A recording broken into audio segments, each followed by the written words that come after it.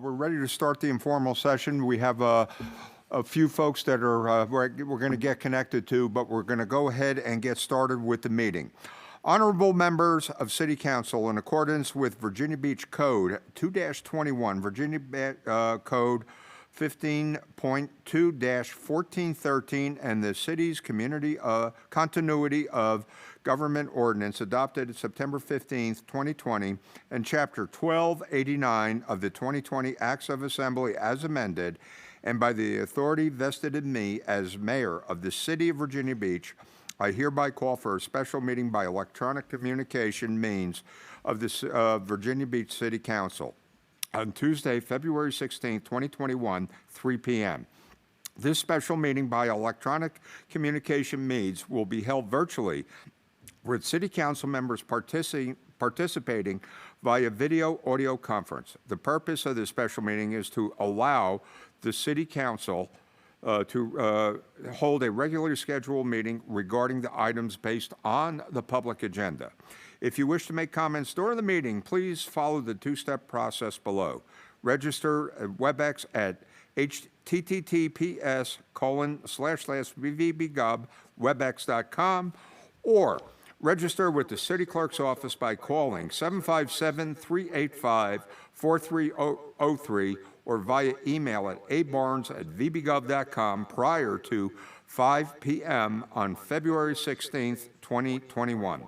The City Council meeting will be streamed on www.vbgov.com and Facebook Live and will be recorded for broadcast on cable TV.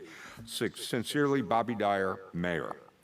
Okay, at this point, Madam Clerk, could we do the roll call of City Council? Councilmember Abbott. Present. Councilmember Berlucci. Present. Councilmember Henley. Present. Councilmember Jones. Present. Councilmember Moss.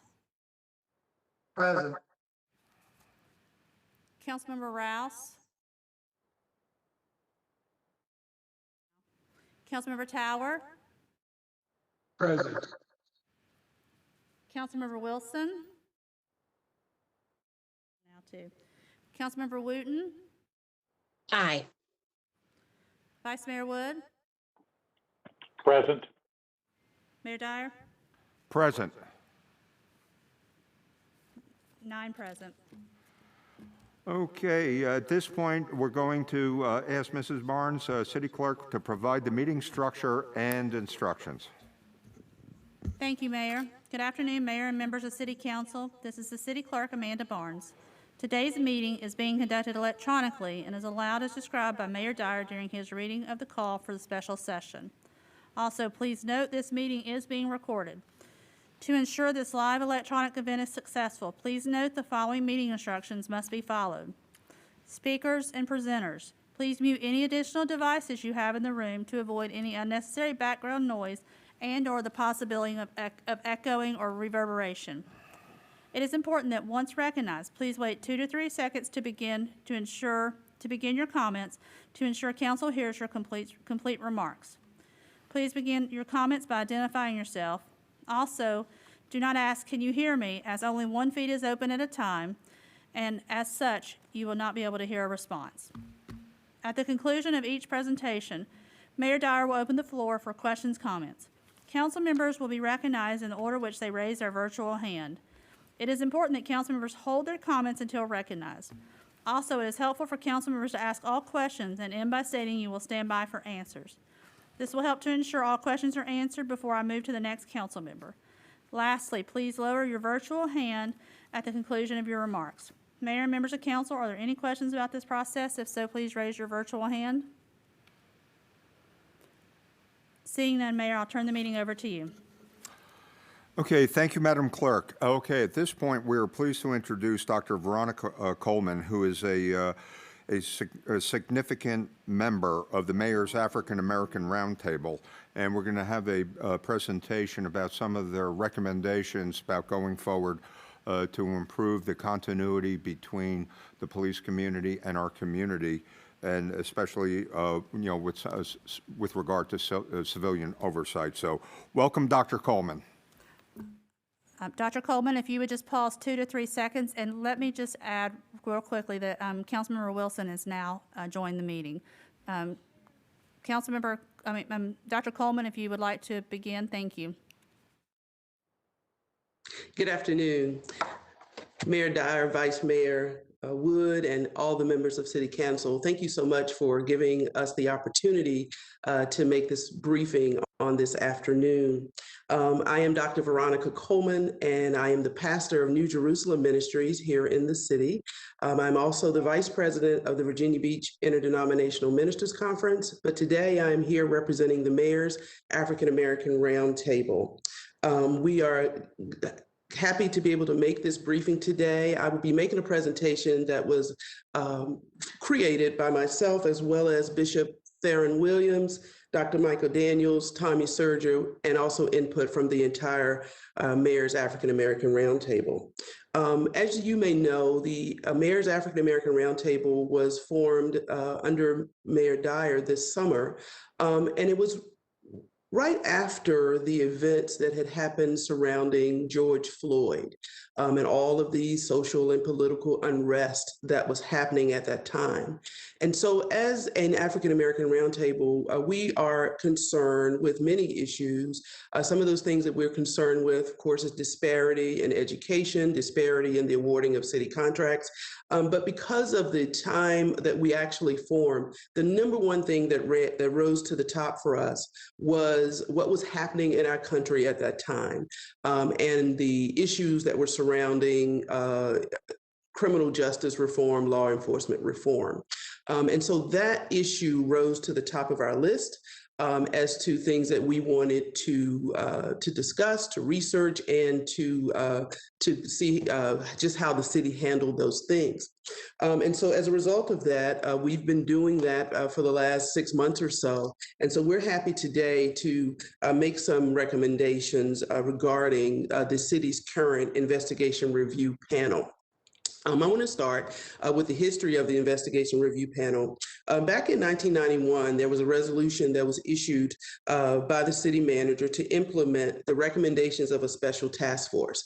That task force had been formed shortly after 1989. And of course, if you've been in the city for any length of time, you know that 1989 was the time when we had the Greek Fest and the issues that surrounded that.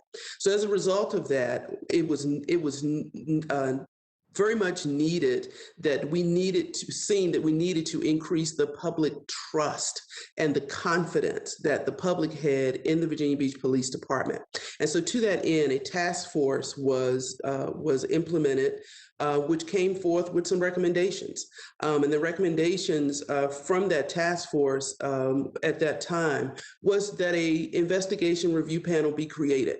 And that investigation review panel would be, their purpose would be to review the internal affairs reports of complaints or excessive use of force, misconduct of any police officers. And again, the overall goal of the investigation review panel was to increase the public's trust and to increase confidence with the Virginia Beach Police Department, which of course is a noble goal.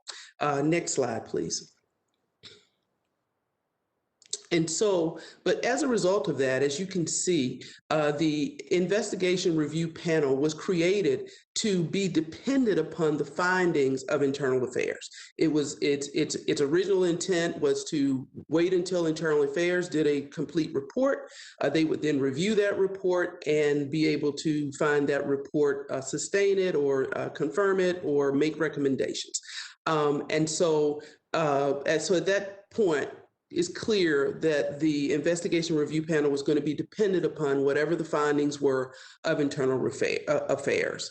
But at this time, what we're saying is, and I'll get to this, I don't want to get ahead of myself, is that one of the things that we feel is going to be so important moving forward is that the work of the internal review panel, or whatever we could decide to call it, would not be dependent upon the findings of the internal affairs, but it would be not just an evaluation of what they have done, but what we believe now is that citizens want to conduct their own investigation with recourse if it is hindered. And the reason for that is to ensure impartial findings. Next slide, please. And so one of the things that we decided to do was just kind of take a look at what comparable market cities have done as it relates to citizens review panels. I mean, as we began to do that, we began to notice that much like our internal review panel, investigation review panel, much like ours, these cities have implemented a policy back in some years ago, and then they've made significant changes to those over the years as things have changed. And so, but a lot of these panels were created in the aftermath of some public event, some event that eroded public trust, that made them need to do this. And so over the years, as you can see, we just kind of looked at some of these various cities, Atlanta, Austin, Baltimore, to just kind of look at how they have created their panels. And what we've primarily found out is that many of them differ in the way that their panels are created and structured, and in the way that ours in Virginia Beach is created. Next slide, please. And primarily around that, we find that many of those panels in comparable cities grant subpoena power to the civilian oversight panels. They also are able to make disciplinary suggestions. Some of the others have the ability to do audits, which is very important because you're able to identify patterns and trends and to be able to make recommendations on changes in general to a department, as well as those panels oftentimes in other cities have been formed such that they reflect the diversity of that city. One of the things that, that is not on the slide, but there's three types of formats that these panels can take, and that's investigation, that's review, or that's audit. And investigation, of course, is just what it says, is that a civilian oversight that has investigative authority does their own independent investigations. A panel that does review simply reviews what someone else has done and either affirms it, makes recommendations, or does not confirm it. And then, of course, there's the audit. The audit pattern is one that simply looks for patterns and trends and makes recommendations broadly around policy. Next slide. And so what we're saying today is that 1991, in the aftermath of Greek Fest, we made recommendations, stood up a task force, made recommendations based on what was best for our city at that time. And what needs to happen, what we believe needs to happen now, is something similar, because things have changed since 1991. And there are also various organizations that have been created to kind of help localities to make sure that they create a panel that matches their individual locality. In other words, we're not trying to be like any other city. We're just wanting to make sure that we have the right structure and format that works for our city in 2021. And so some of those things that need to be considered are whether or not the civilian oversight panel will have subpoena power. We believe that that's important in order to have comprehensive investigations. Whether they would be diverse, if it reflect the demographic diversity of the locality. If they are independent, if they're separate from the internal affairs investigation. Sometimes in some cities, those investigations are done parallel with the internal affairs, and sometimes they're done at a different time. They're done afterwards. But primarily making sure that there's a separate investigation in order to ensure unbiased and fair findings. Also, the ability to choose the cases. Currently, Our investigation review panel only reviews those cases where a citizen asks to take a look at that particular case. And of course, we're thankful for the change that the city manager recently made, such that cases can also be picked up by recommendation of the chief of police or the city manager. But we believe that it's important that an improved citizens review panel will have the ability to pull cases that they think requires an investigation, not just the ones that are submitted by the police department and not just the ones that are submitted by individual citizens. And then, of course, to be able to go beyond just the citizens' complaints, that if while reviewing complaints and while we're taking a look at abuse of power cases, that we also be able to audit, to be able to see if overall recommendations can be made from the board to learn more about the department structure. All right, next slide, please.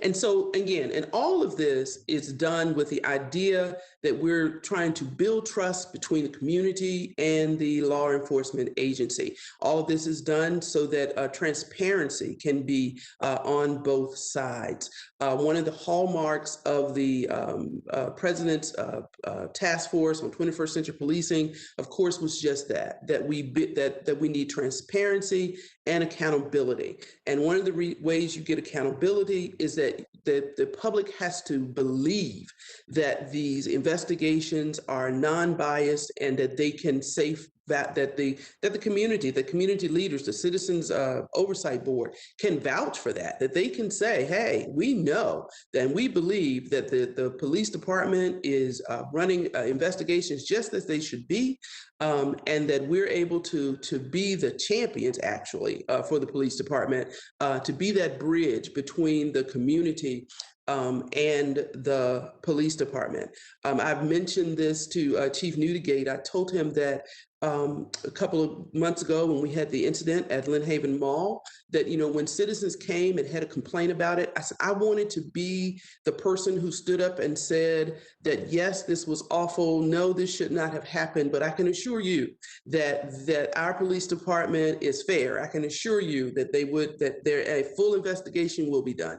But we weren't able to do that because we're not able to say that based on the data that we have.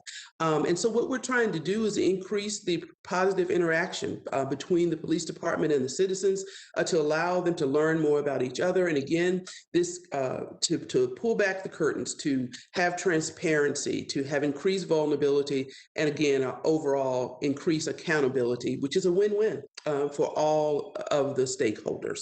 Okay, next slide.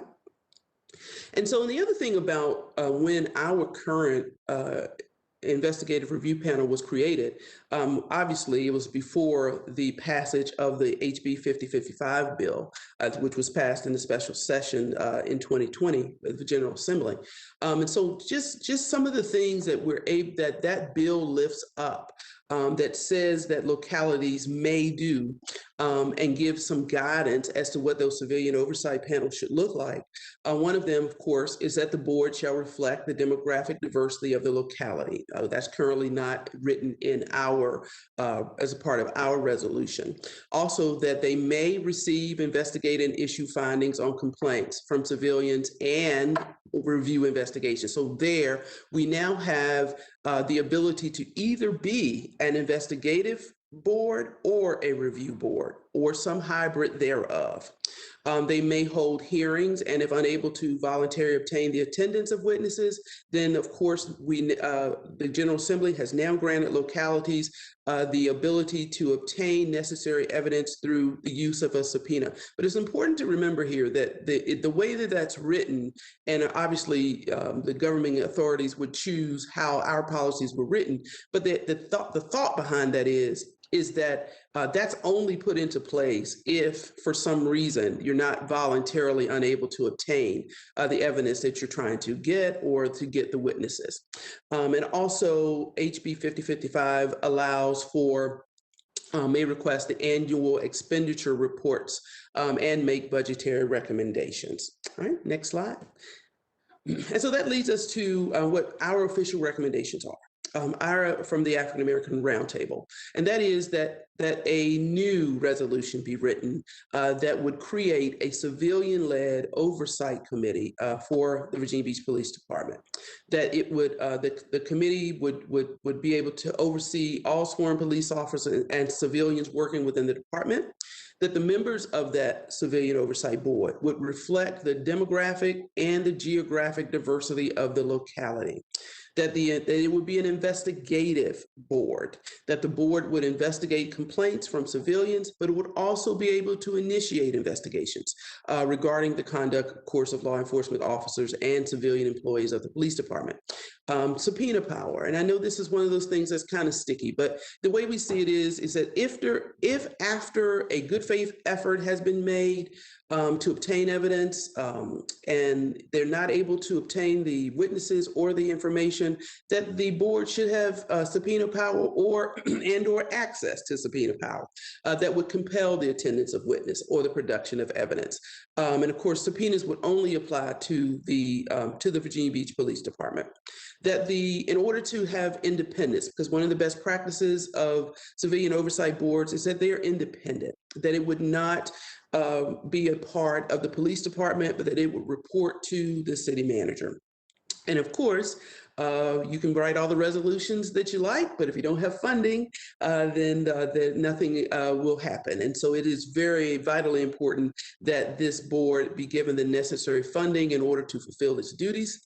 And so what we're asking is that much like the aftermath of 1989, that a task force be formed, a task force of stakeholders that would research the issue and identify the right model for Virginia Beach for 2021, that they would take a look at the issues and help develop the policies and procedures for the civilian oversight panel. We believe that now is the time. We believe that in order to increase transparency, to build confidence, and to build public trust, that some changes need to be made. We've started this process in 1991 with the explicit purpose of building public confidence. And for the same reasons, we believe that this is why those changes need to be made today. And with that, I am done. I will thank you for the opportunity to give this briefing, and I will stand by for questions. Any questions from the council members or comments? Council members, if you have questions or comments, please raise your virtual hand to be recognized.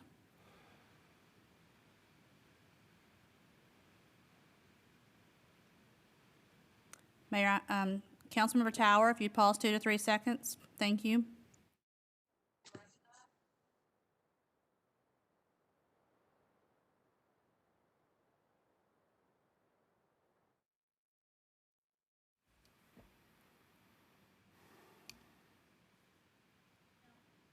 Councilmember Tower, if you'd pause 2 to 3 seconds before beginning your comments. Thank you.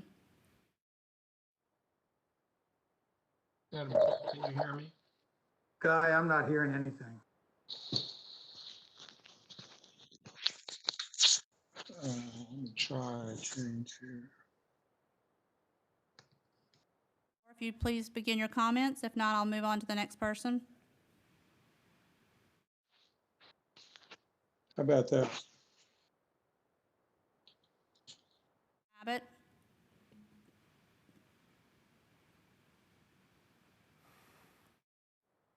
Madam Clerk, I'm not sure if you called on me. I can't hear anybody on the other side. I heard Councilman Tower, and I of course, heard Dr. Coleman's presentation, but at least on the WebEx side, we can't hear anybody in the convention center, or at least I can't. But at any rate, I'm happy to make my comments about the presentation, assuming everyone can hear me. Dr. Coleman, I want to say thank you for your work on this. It was a great presentation and very much appreciated. I did have a couple questions with respect to the crafting of the recommendations. Can you tell me a little bit more about what, if any, public outreach has been done and what communities have been incorporated? I know you're very active in the community as a whole, so I'm sure there was not a shortage of public outreach, but I'm just curious of what has been done and what the next steps will be in terms of making sure we maximize public outreach to its fullest potential, because I completely agree, making sure that we have trust in this process is going to be integral to the success of whatever program ends up being put in place at the end of the day. So if you wouldn't mind elaborating more, I'd really appreciate it.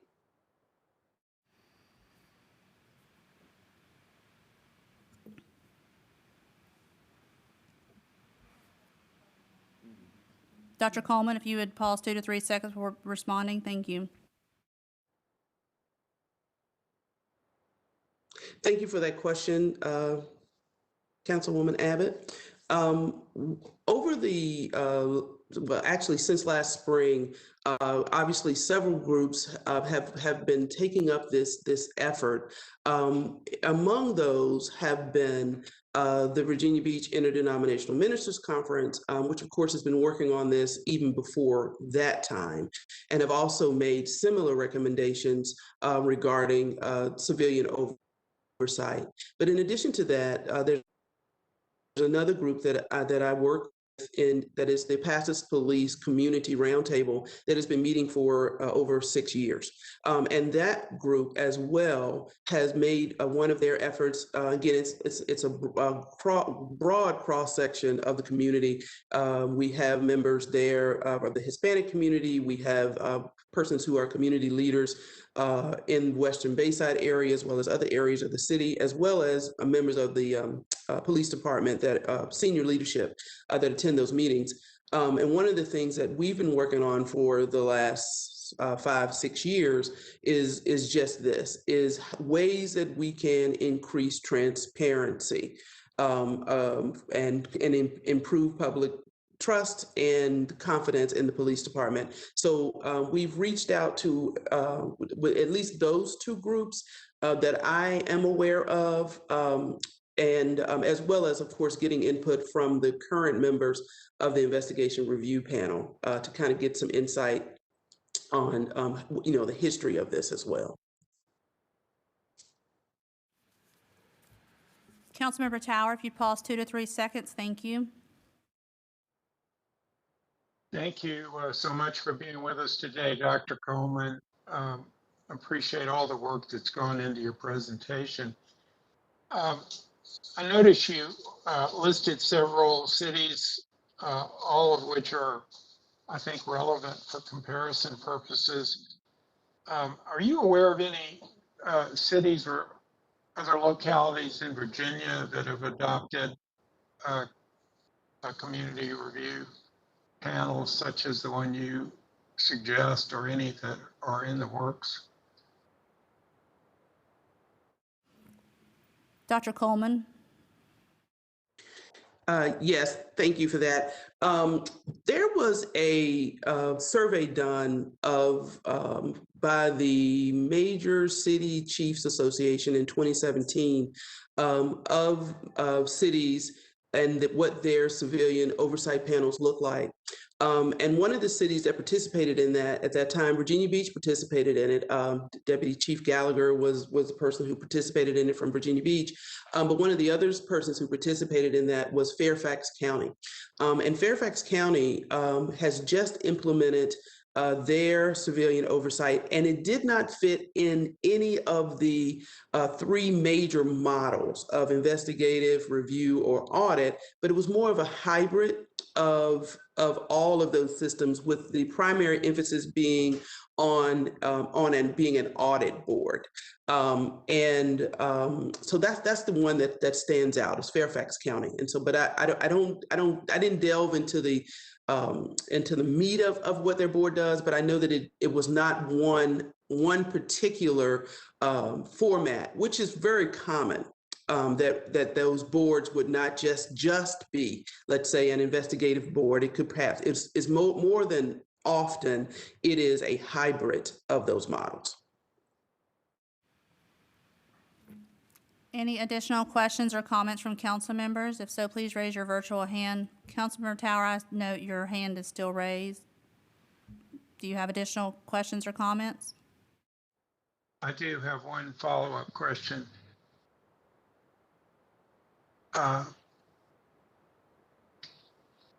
Dr. Coleman, do you know is the Fairfax program new? Or is it organized under the new statute that was passed last year?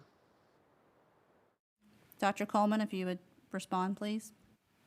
The Fairfax panel was created prior to the Okay. legislation that was passed last year, but it was after 2017.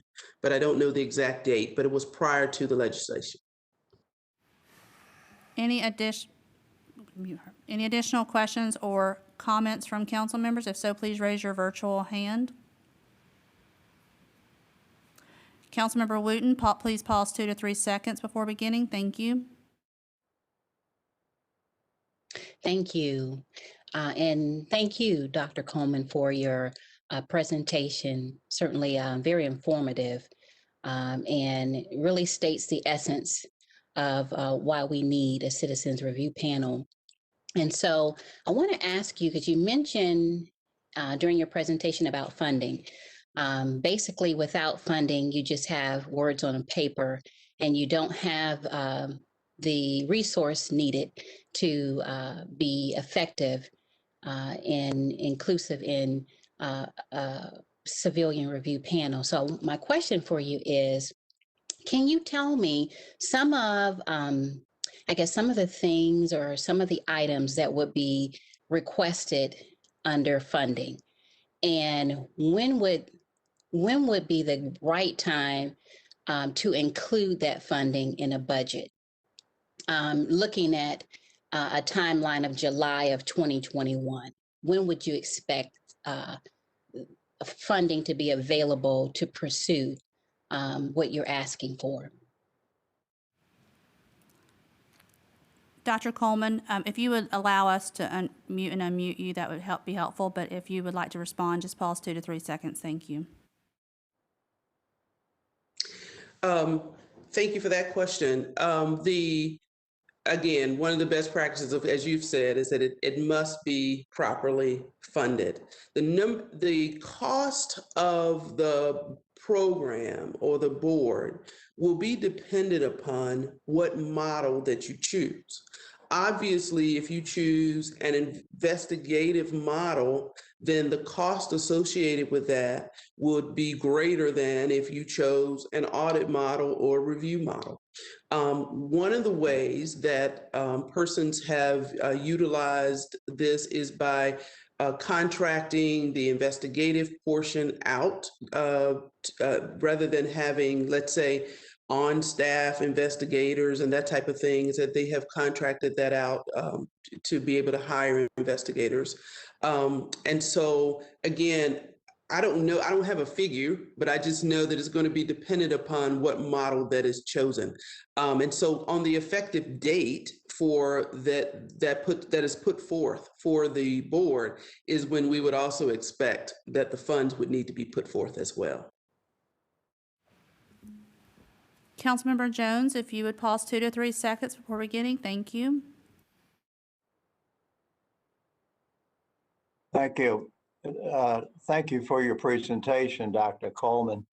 I was curious as to, in the official recommendations, there's an asterisk, and then it says subpoenas would only apply to VBPD.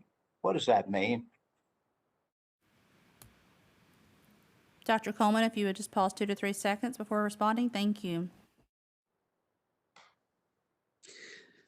Yes, one of the things that we had some concerns about, and persons who obviously when we presented this to others that they had a concern about, is that would subpoena power be issued to this board to be able to subpoena anybody, like say the citizen that makes a complaint? And so we wanted to make sure that we were clear that this subpoenas could only be the scope of it would only be to police officers and civilians that are working within the Virginia Beach Police Department. Councilmember Jones, did you have any additional questions or comments? I do have one additional question. If it only applies to the police, then how do you question the people who are filing the complaint and get a fair assessment of what of the legitimacy of the complaint? Dr. Coleman? Uh, Thank you for that question. This is what we're putting forth as a recommendation at this time. Obviously, all witnesses associated with the complaint would fall under the preview of the subpoena. But what we're putting forth again right now is this recommendation. But the task force that sits down and goes through this will be the people who actually create this policy and make sure that the way that it's structured fits best for the city of Virginia Beach. Any additional questions or comments from council members? Councilmember Jones, I note your virtual hand is still raised. Just wanted to thank Dr. Coleman. Go ahead. Thank you. Any additional questions or comments from council members? If so, please raise your virtual hand. Mayor Dyer, seeing none, I'll turn the meeting back over to you. Thank you. Okay, at this point, sincere thanks to Dr. Coleman and the Mayor's African American Roundtable, who are comprised of many entities within the city that reflect a lot of the valuable community that we have. And I think it's important that we reach out to the other communities going forward. We are a very big, eclectic, diverse city going forward. And Dr. Coleman, I just particularly wanted to thank you for a very articulate presentation. And obviously this subject's been on the radar for quite some time now. And unfortunately, we had a very challenging summer after civil unrest on May 31st of this year. And it really did necessitate us getting the community together to talk about these things. And I really did sense, just so you know, and the rest of the roundtable members, the frustration of many of the members about not being able to react quickly and throw something together. This is a far more complicated issue than, is on the surface.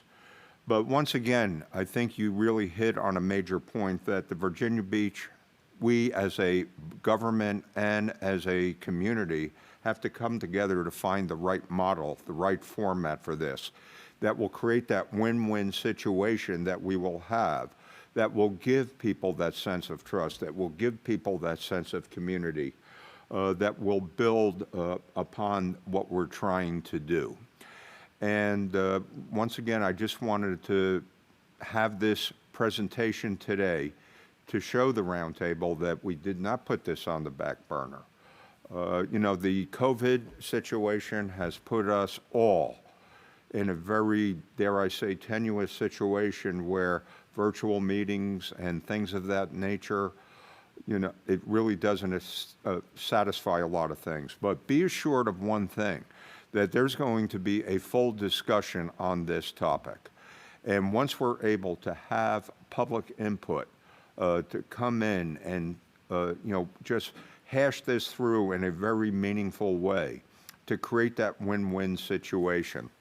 I will just make one comment that, during the summer, when we were meeting, it was obvious to me that we had to take this conversation to a next and higher level.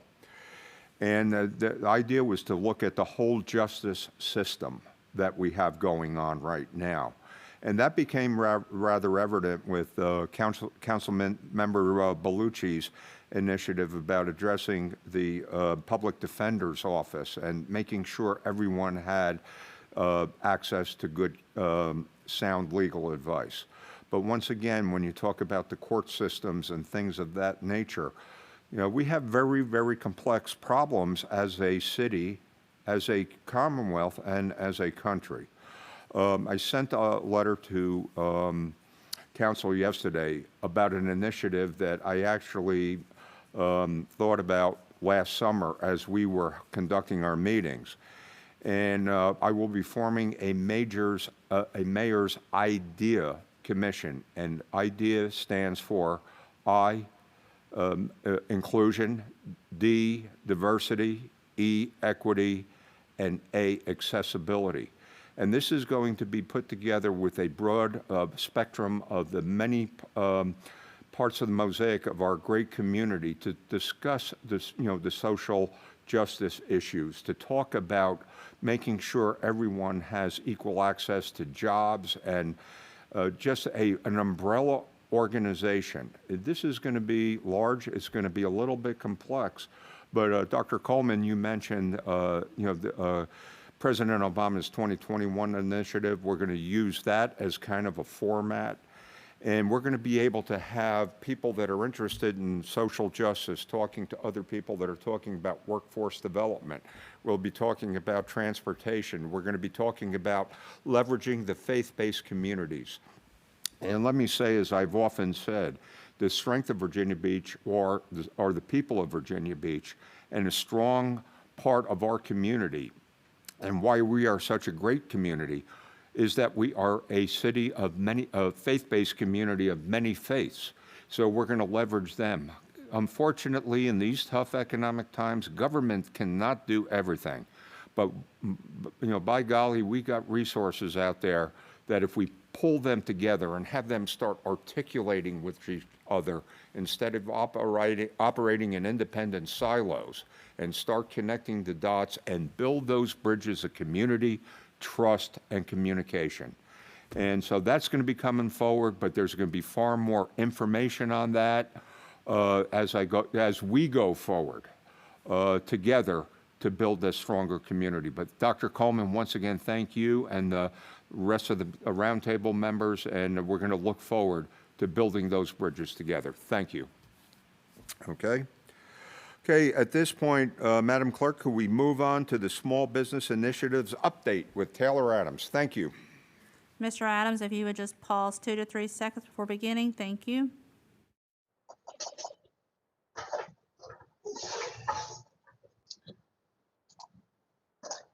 Good afternoon, Mayor, Vice Mayor, members of council.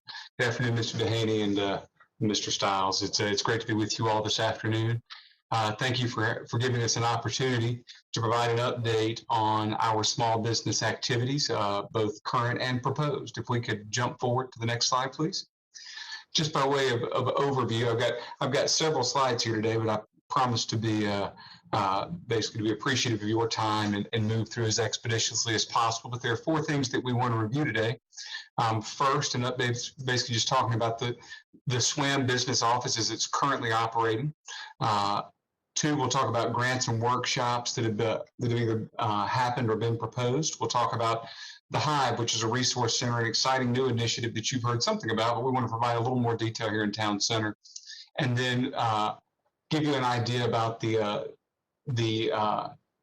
next items on our work plan as it relates to this space as we move forward.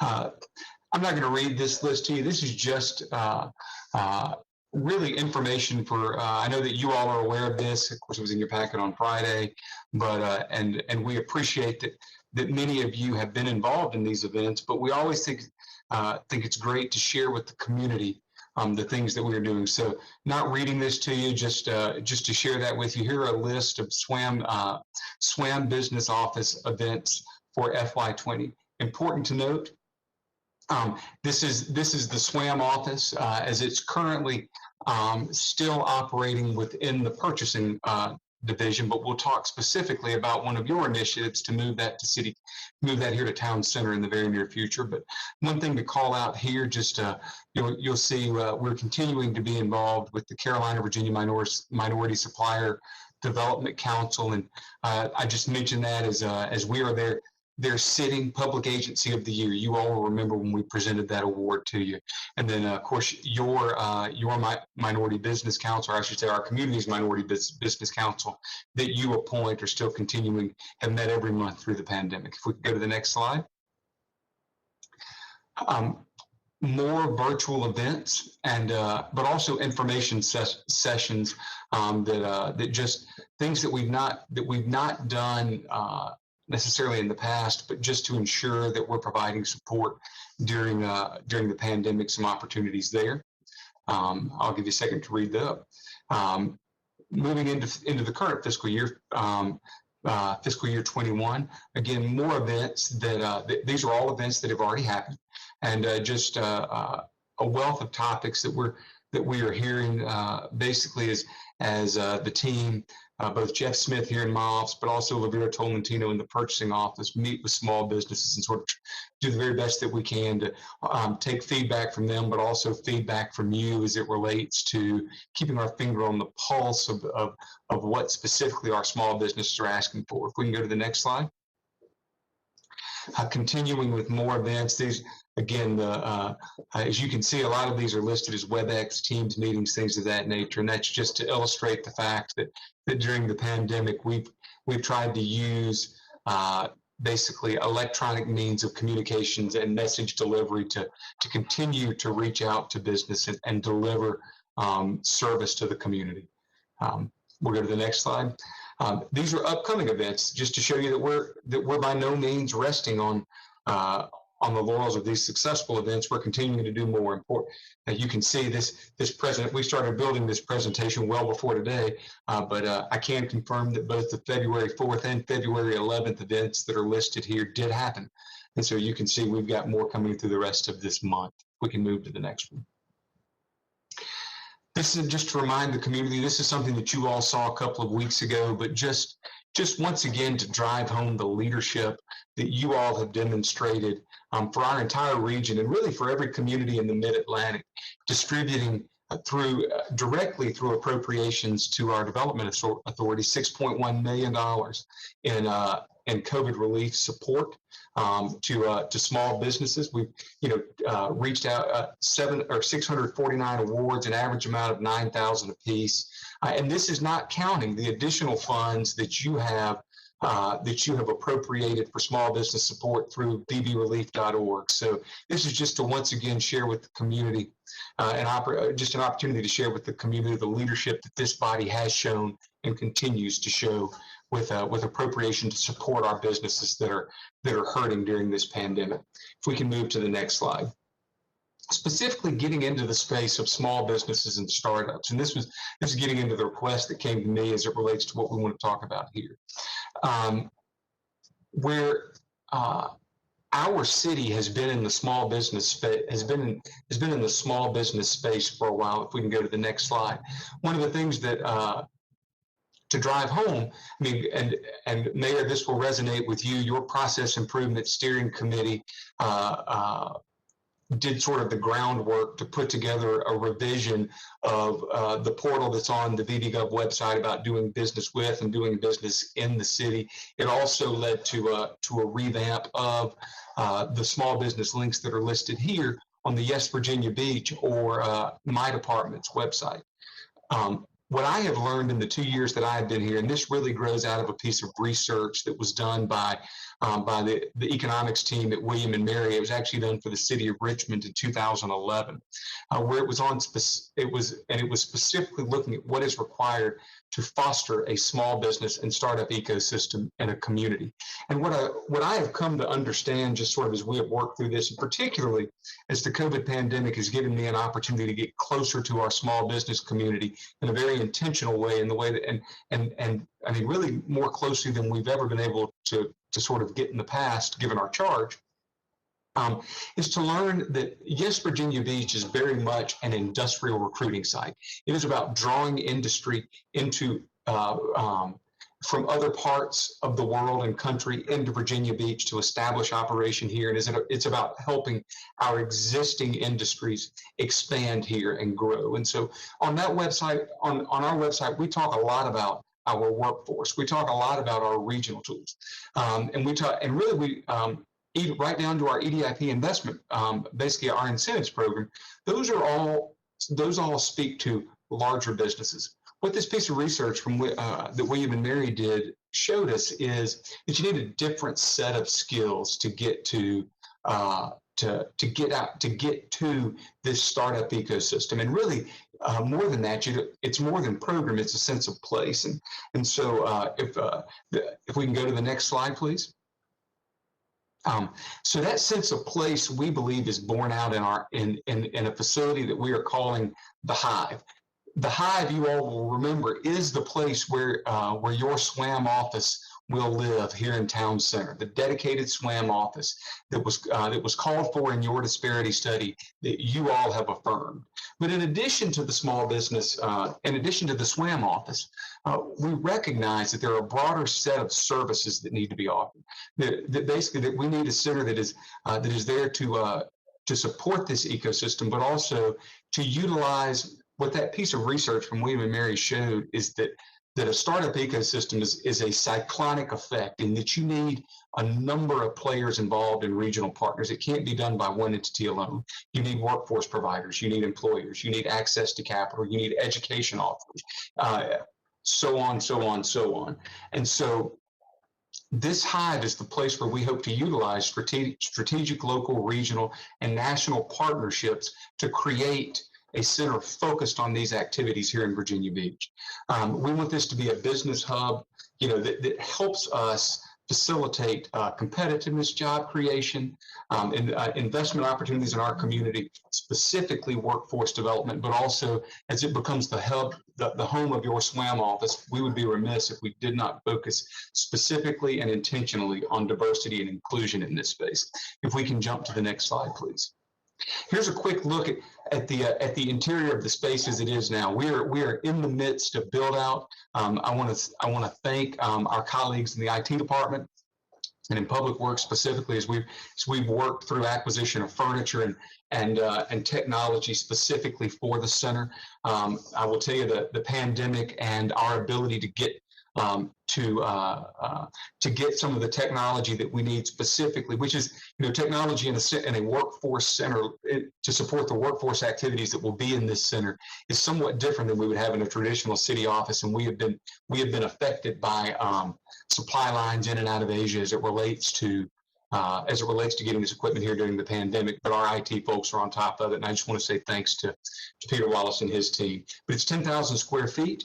And as soon as we can get this equipment in there, we'll be opening the center. If we can go to the next slide, please. Here's, just so you know, while we've been waiting on this furniture, we've been actively working. And I want to take a moment to thank you, because it's your appropriations to organizations during the pandemic, to organizations like the Workforce Council, to Tidewater Community College, to Virginia Small Business, to the Virginia Small Business Development Center, Virginia Wesleyan University, so on and so forth, that have allowed us to begin building the relationships that we need to sort of affect this, to affect this cyclone of activities. As it relates to next steps coming out of the Hive, as I mentioned earlier, there is very much a need for, and this is in our work plan as next steps go, to develop a more targeted website specifically focused on the activities that we're putting into this center. It's important to note that we're doing, like all city departments, we have a relaunch of our departmental website that actually my team is reviewing all of the content from the existing site to the new this week. Immediately following that, we already have work plan development of a specific solution for these small and startup businesses. If we could go to the next slide. I mentioned earlier your support and your appropriations during the pandemic, some of our regional partners. And so this is just talking about the importance of workforce development in our community. And I want to thank you for your support and your leadership in our region. But also, I think it's important to always share with our community the effect of this. And so your investments in workforce during the pandemic are allowing us to make ongoing, what are investments that will provide ongoing workforce support as we move into all of the important industries that you see here. But specifically, we know that the wind energy, that the wind energy, offshore wind industry is coming here, and we very much need it. And by the way, those augmented reality welding training labs also offer the same certifications that we'll need to support that energy, or to that industry. If we can go to the next slide. While we're putting the, again, understanding that you have appropriated money for this workforce support, this is just to show you that we're already scheduling small business and workforce training seminars in this space while we wait. These are things that we could do more that are instructional, that don't require as robust a technology offering as we will ultimately have, but allow us to get started with the soft opening just to see how the space is going. Next slide, please.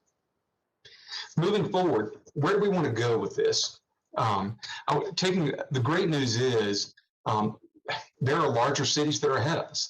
And so instead of recreating the wheel, we're now at a place where we are focusing our work plan around the successes that some of our larger peer cities have had. And I want to show you a couple of those now quickly. If we can go to the next slide. Techstars in Atlanta is a small business center that's really seen as a national leader in the space. And this is some collateral that came directly off of their website, but just to show you the type of things that they are doing that we can build off of. I anticipate that once it's safe to travel, a group from my office will be going to Atlanta. And if we can go to the next slide, just some more collateral from Techstars. The next slide, to Atlanta and then to Austin. Again, these are the leaders in this space, and also these are, if you look across the country, it's interesting. These are two very different communities, but they're both seeing real success in the startup space for different reasons. But it's really based in embracing who they are as communities and building off of that. One of the things I would tell you, I mean, for us, we know that the defense industry is strong here. I think it's important to focus on places where we're strong and let it lead us to the places where we can grow. But we think that we'll take a team to Atlanta, to Austin, and then to the next slide, if we can go to St. Louis, to look at to St. Louis again, to see what they're doing that worked, that we can use to enhance the work plan that we're already building here. I've said enough here. I think I'll stop. We can go to the next slide. I'm happy to take take any questions from council members related to our initiatives thus far. Any questions? Vice Mayor Wood, if you would pause 2 to 3 seconds before beginning. Thank you. I appreciate, Taylor. That's very, very good presentation. It's very impressive. And this is not going to come as a surprise to Councilmember Wooten, because I actually discussed this with her last week. I'm just curious the difference in what's in item number 3 on the agenda, the resolution to direct the creation of a Virginia Beach Small Business Initiative outreach program and that sort of thing. Is there anything in that y'all aren't doing? Because I thought I knew what the difference was, but it looks like you have covered the items that I thought weren't in there. And I know it's kind of a convoluted question. Maybe you can't answer, maybe the city manager can, but I'm just a little confused. And I just wanted to ask this question while you were still here, before we got to the agenda piece of it. Thank you. Mr. Adams, if you would pause 2 to 3 seconds before beginning. And so, well, first, and Vice Mayor, thank you for that question. And also, if I can at this moment, let me express my thanks to Councilmember Wooten for being engaged in this conversation with us as we work through it. What I would tell you is, we have heard a charge from this city council and from previous councils to get into this space and to basically offer a better service in this space. What I would tell you, Councilmember Wooten has provided some, what I would say, very valuable input to me along the way. We had a direct conversation about this small business, basically the need for us to have a more robust web presence as we get to that point in the work plan. She has done a great job of keeping me accountable for getting the hive open as quickly as possible. What I would say is, I don't know that there is specifically anything that she is asking for that we would not have already done, but it's important to note. I have heard from her along the way, and her perspective and her insight have been a great help to me in shaping the program that we've been building within the monies that you all have already appropriated for us. Councilmember Moss, and then after Councilmember Moss will be Councilmember Wooten. Thank you. Hey, Taylor, I suspect the name Robert Johnson probably rings a bell with you. He was the founder of Black Entertainment Television. You know, his big point has been about minority small businesses, but small businesses altogether. Their biggest challenge in getting, as you said, startup is access to capital is the primary barrier to even get into business. And he talked about how John Malone, everybody knows who John Malone is, made it possible for him to have Black Entertainment Television. He says, because the corporate world that's out there today has the capital, and there's plenty of it, and they are the people who have to step up to the plate. So I'll be interested when you visit Austin and Atlanta and those places just to see what the capital providing infrastructure they have. You know, that's been a big, robust issue out. Obviously, Silicon Valley, tremendous amounts of capital available for software startups. People risk lots of money. And so I think we talk about expanding the space, which isn't just getting people that exist more contracts from the government, but more importantly, growing the private sector. And that's access to capital, which we aren't in the business of really doing. So I hope that as we're looking at those communities, to what extent is there entrepreneur capital financiers in those marketplaces part of their success?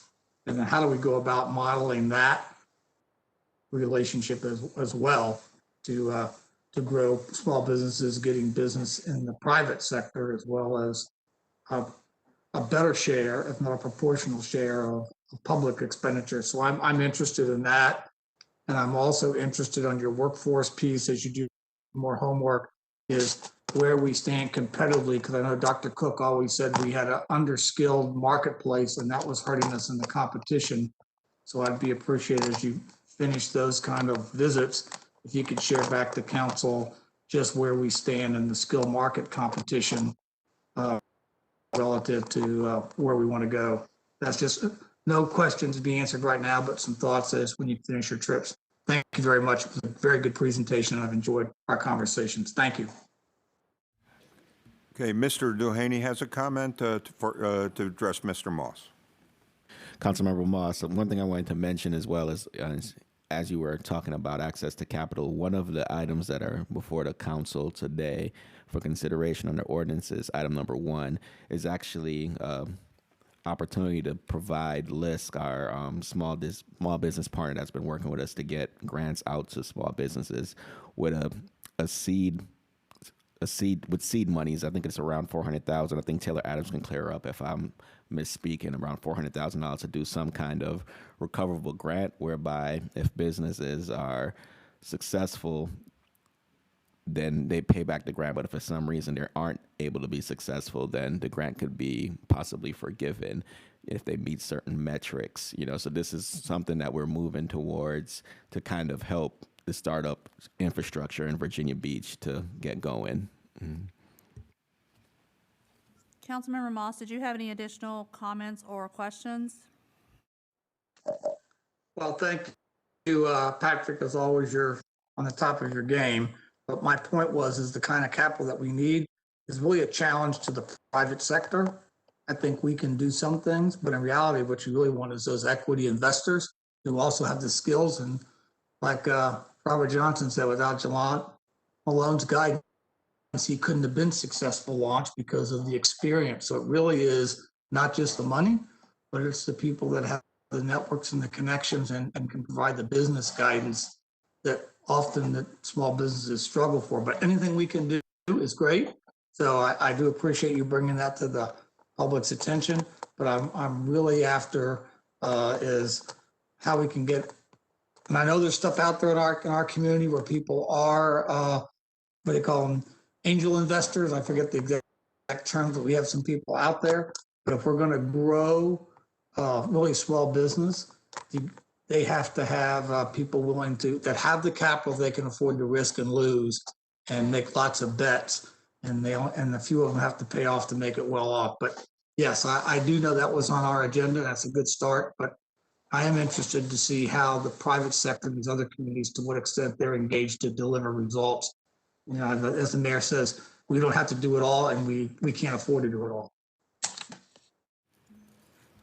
Councilmember Wooten, if you would pause 2 to 3 seconds before beginning, thank you. Yes, thank you. And I want to address, since Councilmember Wood did pose the question regarding the difference between what we have now and the resolution that is on our agenda for this evening.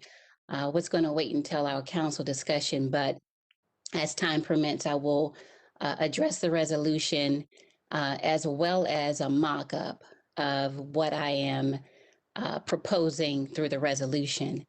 And so where it relates to what our city is doing, and I have to say, I applaud our city staff. I think they do an excellent job. I think they've improved the conversation and the information to our small businesses. Prior to me coming onto council, I remember starting a business in the city of Virginia Beach.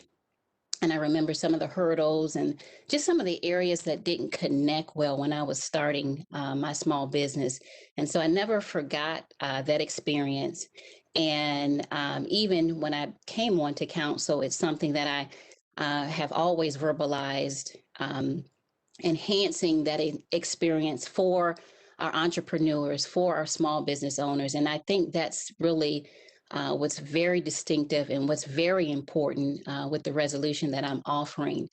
I'd say first, this particular resolution is going to create what we don't have. We have a information and a system that purports and reports to the citizens in terms of what we have. But there's a disconnect there, because there's a difference in what we have and what we offer and what citizens believe we offer for small businesses. And I say that because we have one model that purports what we can do for small businesses, but what we really need to support our small businesses is to have our businesses and residents to be able to tell us what they want actively in real time. I think that makes the difference. And I think what you will see as we give our business owners and residents an opportunity to have, that two-prong system where we're not only reporting, but they're able to provide feedback in real time. They're able to tell us what they need. We will find that there will be an exchange that creates a concierge model. The concierge model is very important because I know that the city of Norfolk has it. And I can't tell you how many times I talk to business owners in the city of Virginia Beach on a regular basis, and they ask me, when are you going to start doing a concierge service or a model to which, Norfolk does? They get it. They say Norfolk gets it. And what I'm really hearing there is they want that support system where they feel like their voice is being heard. They feel like they're being supported in their efforts as business owners. And I think now more than ever during the pandemic, we can see that's really needed. And so with a concierge model, what we can do is kind of walk with, our business owners, our new entrepreneurs, in the startup process, in the process of where they need resources, in a pandemic where they need, extra PPE funding, supplies, and so on.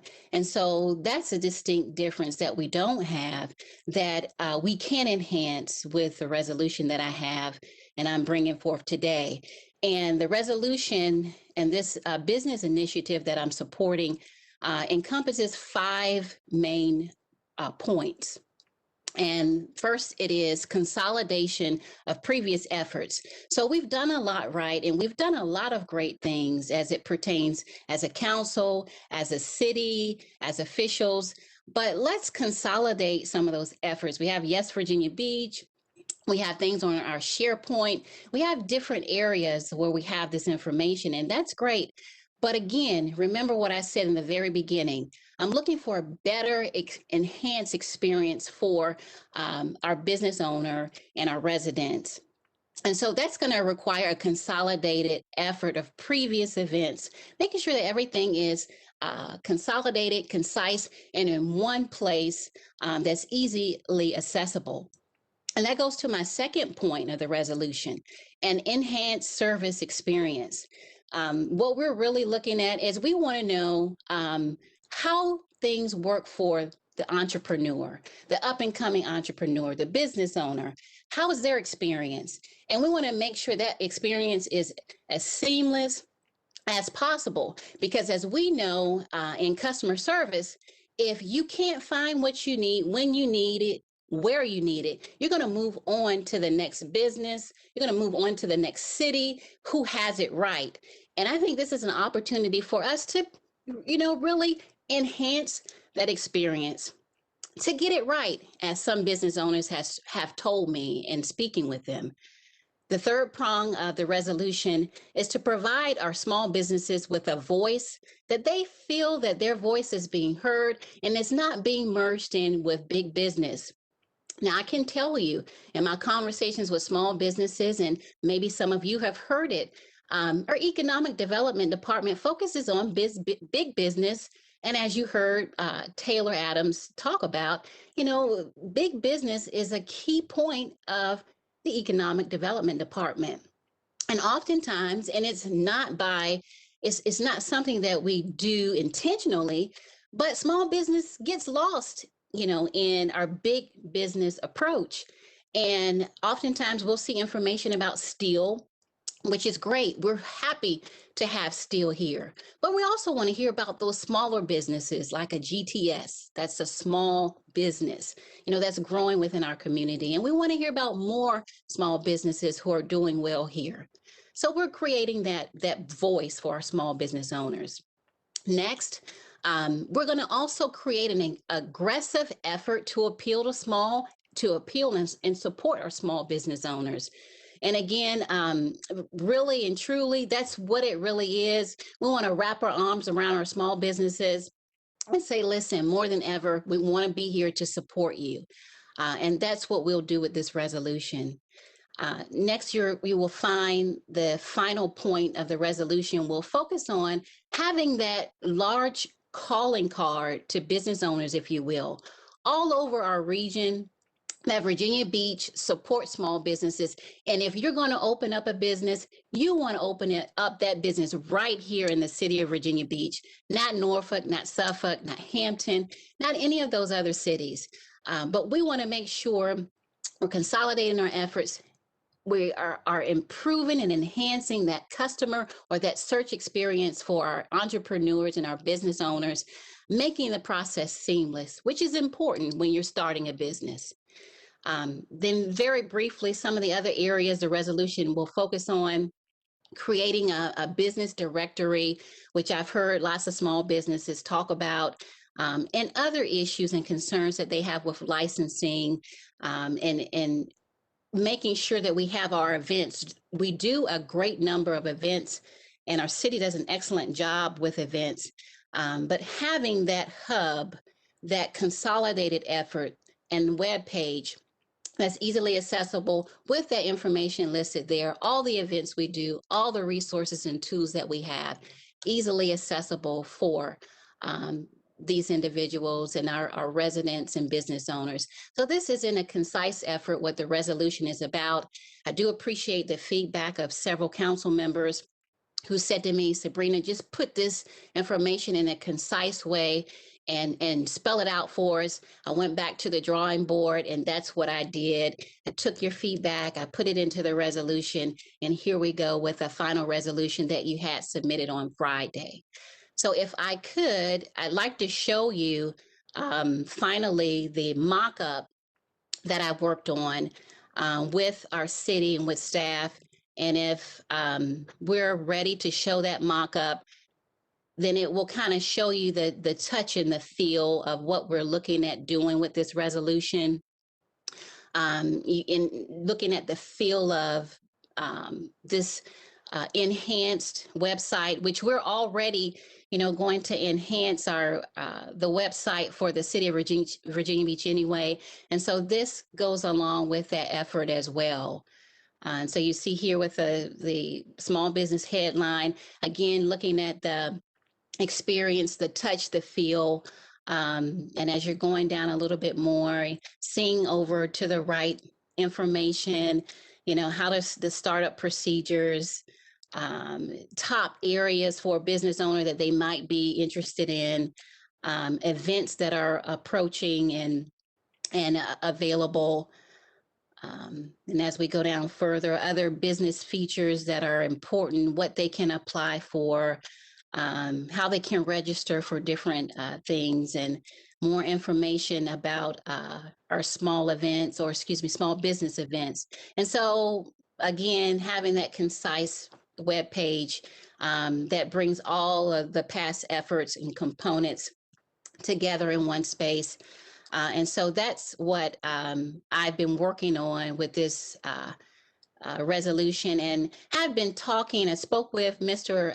Taylor Adams about the initiative, and I'm not sure if he'd like to speak about that, but he did agree that having that focus-centered initiative on small businesses is what we need, because, in fact, we have focused on big business. And, when that conversation, he agreed with what I was saying and the initiative. And so that's why I continued to move forward with this effort. And that's why you have the resolution before you today. I also did speak with our city manager as well. And we did talk about the concierge model and approach, which I believe would certainly be effective for our city. So I don't know if, Taylor, if you had some comments or remember our discussion about this initiative and focusing on small businesses, if you want to confirm what your response was to me. Mr. Adams? Thank you, Council Member. And that's right. Going back to the presentation, I wholeheartedly agree that the bulk of our focus historically has been on industrial recruiting. That is the charge. That is the primary charge that we have from City Council. I mean, and it's exciting. I mean, over the 2 years that I've been fortunate enough to serve you all in this role, we've seen industrial announcements totaling about $300 million worth of new to market capital, and we've been able to induce over 2,000 new jobs to our community, even during the pandemic. That said, as I mentioned earlier, and Council Member, you're exactly right. The recruiting of small businesses, and specifically a startup ecosystem, is a fundamentally different exercise. And so, so yes, I can confirm that. I mean, the whole reason that we're looking at the Hive is so that we can bring a new and more robust focus to this part of our operation. So yes, I do agree that the needs of a startup or a small business needing acceleration are fundamentally different than the businesses that we have traditionally recruited and assisted in the expansion of here in Virginia Beach.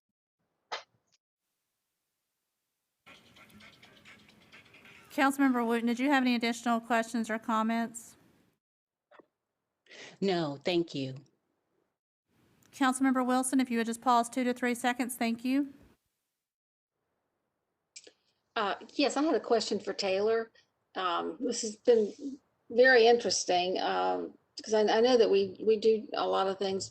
But one of the things that Councilmember Wooten mentioned was developing a business directory. Can you tell me how you would be doing that? Mr. Adams? So as it relates to a small business directory, I won't deny that's a fairly heavy lift, simply because it's not difficult to create one on initially, the maintenance of that, but it's the maintenance of that database that becomes somewhat cumbersome as time goes on. Traditionally, we would look to state resources where there are appropriations in place and to support that activity on an ongoing basis. A great example of that is the state SWAM list, the SWAM database. And in fact, in purchasing, you all will remember early in my time here, we reworked our local self-certification protocol to be a front end to obtaining the SWAM certification and being listed on the state SWAM database. That said, it's important to note, we will go wherever you send us. I don't want to speak for the city managers. I'll just speak for my department. Obviously, we happily serve city council, and if you all gave us the task of creating specifically a database and maintaining it, we would get right on that. I can't tell you that there would not be a resource request to ensure that we can maintain it properly, but we will happily go where you send us. Councilmember Wilson, did you have any additional questions or comments? Yes, I do. Thank you.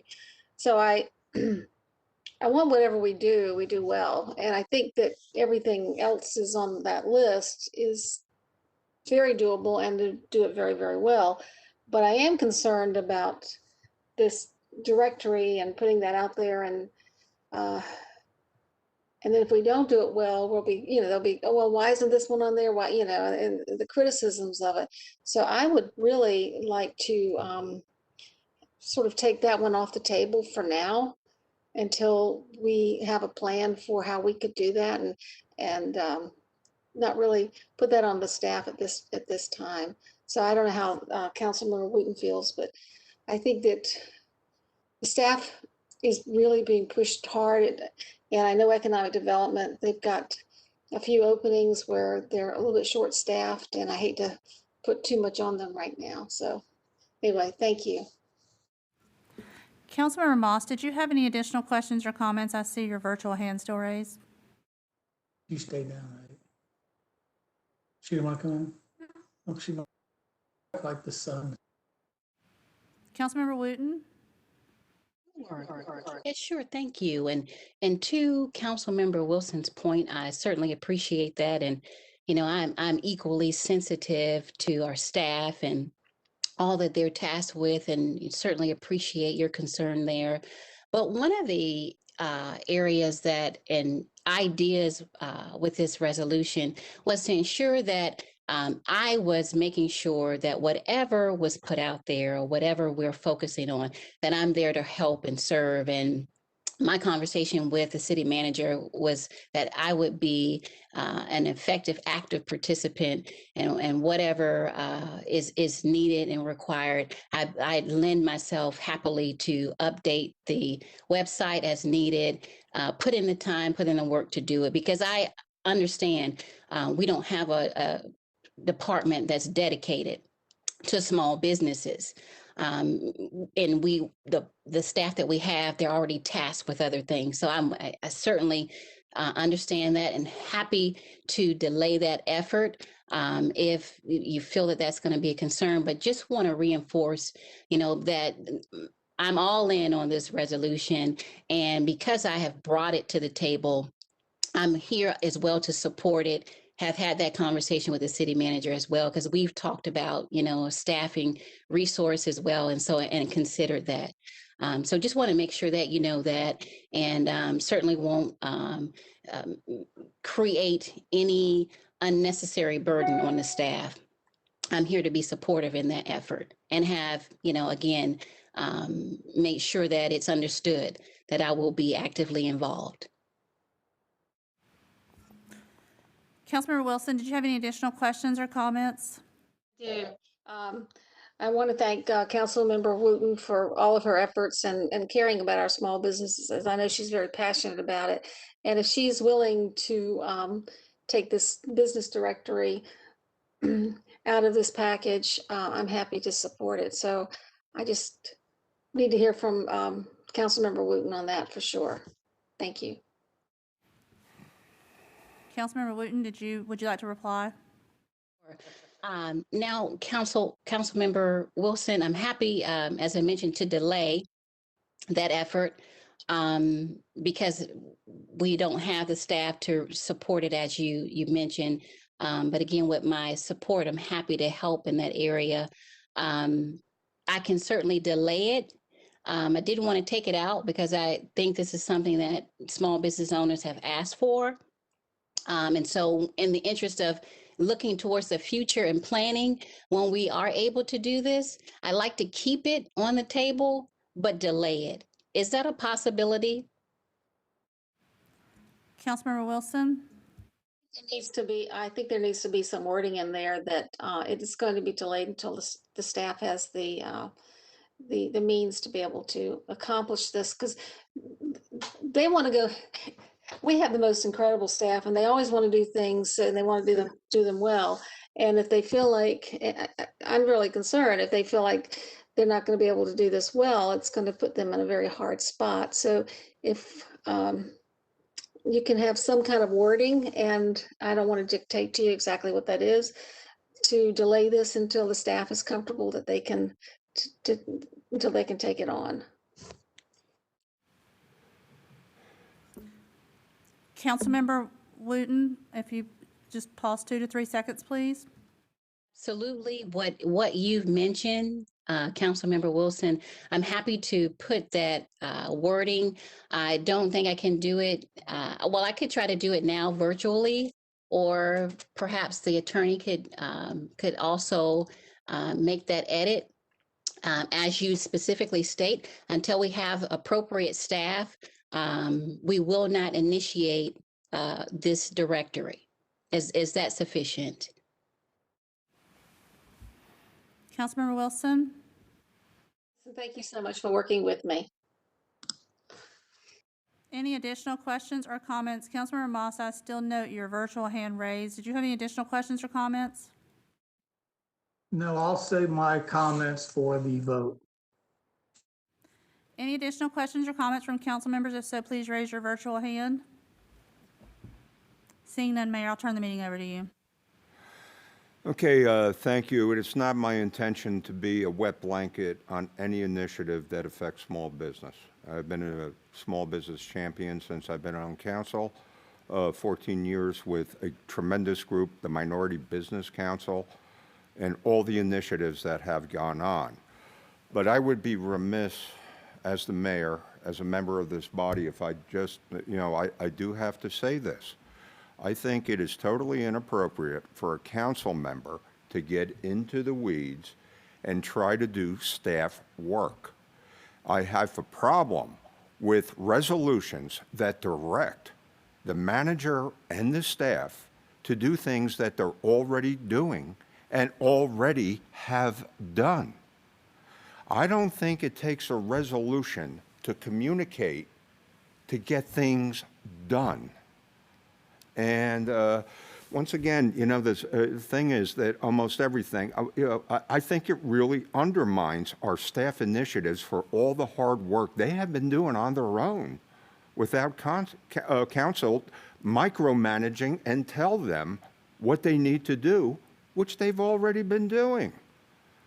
In the years we have made, especially since Taylor Adams got here, significant progress, with procurement and working with SWAM and working out. And, to say we need a concierge service when we're opening the hive, and I understand Norfolk's concierge help us set up the service, I just think a lot of the things that we're going to be doing are redundant. And, I don't think we, as council members, we have a very capable manager and staff that's already doing this.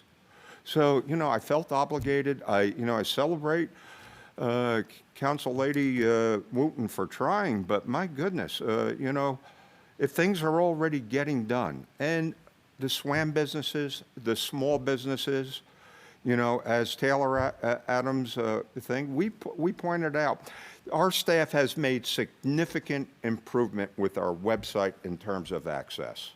But once again, I'm very troubled by this tact of getting things done. Okay. All right. At this point, anybody else? Okay. Councilmember Wooten, did you have additional questions or comments? I see your virtual hand raised. I just want to respond to the mayor's comments, and I'm not a micromanager.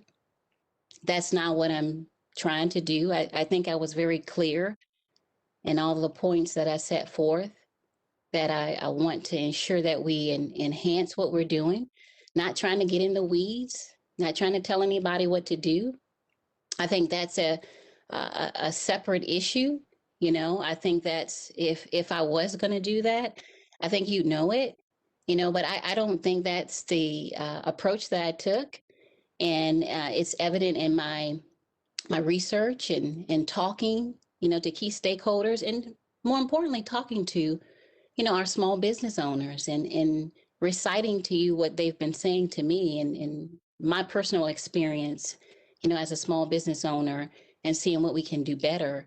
And before I got onto council, I was always pretty much involved. Was on the Minority Business Council, and shared in some of their work and efforts there, and they do a phenomenal job. And working with our staff, as I do now with the Ignite Business Series, to kind of help enhance the experience for our business owners. I just saw this as another effort and another level to continue that work. I hope that, and I'm sorry that you have that perspective, but certainly that's not the perspective that I'm trying to make here. And I want to make sure that people know, and as it relates to even with the MBC, they do a lot of good work, and they do it for our minority owned business owners and entrepreneurs. This initiative is something for everyone. It's inclusive for everyone, minority owned businesses, everyone in our city. And so I hope that it will be taken as such, not as a micromanager. That's not my leadership style, nor my management style. That's not what I seek to do. I do seek to ensure that we're, listening to and working with our small business owners to convey the best experience for them. And that's what I seek to do here, to convey the best experience. And in terms of a resolution, I've not heard that brought up before for anyone else's initiatives or anything that they've tried to do. It's just known that a resolution is a tool. It's a tool, to make that concerted effort and statement to what we'd have and ask the city manager and direct him to do. It's a tool that's available, to council members, and one that I've used before, and I think is appropriate in this manner as well. So certainly appreciate your feedback, but hopefully you do understand that's not my style, and that's not what I'm doing here. Thank you. Okay. Okay, at this point, Mr. Manager, could we move forward with your briefings? Mr. Mayor, members of council, at this time, our partners with HRT and also Brian Solis will update you on the regional microtransit demonstration project. HRT came before the body, I think, right before the holiday break last year to introduce this concept to the council, and council had numerous questions. HRT has prepared responses to those questions and wants to brief you on those responses for your review and consideration. Mr. Solis, if you would just pause 2 to 3 seconds before beginning. Thank you. Thank you, Mr. Duhaney. Mr. Mayor, Mr. Vice Mayor, members of council, Mr. Stiles, thank you for having us back here this afternoon to go over an opportunity with a microtransit demonstration project that really garnered robust discussion by council on December 1st. And since that time, there were a number of questions that we sought further detail from HRT and its consultant, RideCo, and we offered those in your packets on Friday, February 12th. I believe there were 9 of them. We're happy to and we will go over those in a little bit more detail through this briefing, but I'd like to turn it over to President and CEO of HRT, Mr. William Harrell, who has carved out some time to be with us again here today, along with Ray Amaruso, the Chief Planning and Development Officer. So with that, I'll turn it over to Mr. Harrell. Thank you. Carol, if you'll just pause 2 to 3 seconds before beginning, thank you. Thank you very much. Can you hear us? Mr. Harrell, we can hear you. If you just proceed, please. Thank you. Thank you, Mr. Mayor, members of council, Mr. Solis. We're here to provide additional information on the micro-transit pilot. We're pleased to have been successful to bring in some state funding. As you know, last year we, for the first time, got a significant strategic planning process completed and approved by the commission. Mr. Solis was a very active participant in that process. And out of that, we identified new technologies to enhance transit in Hampton Roads. And clearly, micro-transit is certainly one that has worked in other areas of the country. And with that, I'll have Mr. Amaruso take over the presentation. Thank you.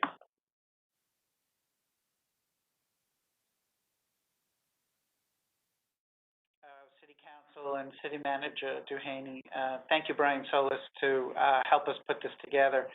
So as you may recall, and we can go to the next slide, we came to the Convention Center on December 1st last year to talk about a success. We applied for a state demonstration grant for 2 potential pilot projects. One is in the city of Virginia Beach and one is in Newport News. The state requires a match from each city to match the total state award of just under $1.6 million, approximately about $238,000 in total from each city.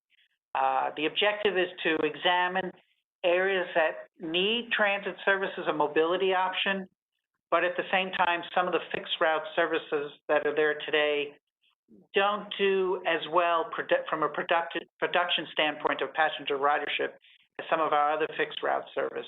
And the Virginia Beach area that I'm going to talk about is a leading zone in which demand responsive service through microtransit, through a turnkey operation, might be just the right solution for this zone. So next slide, please.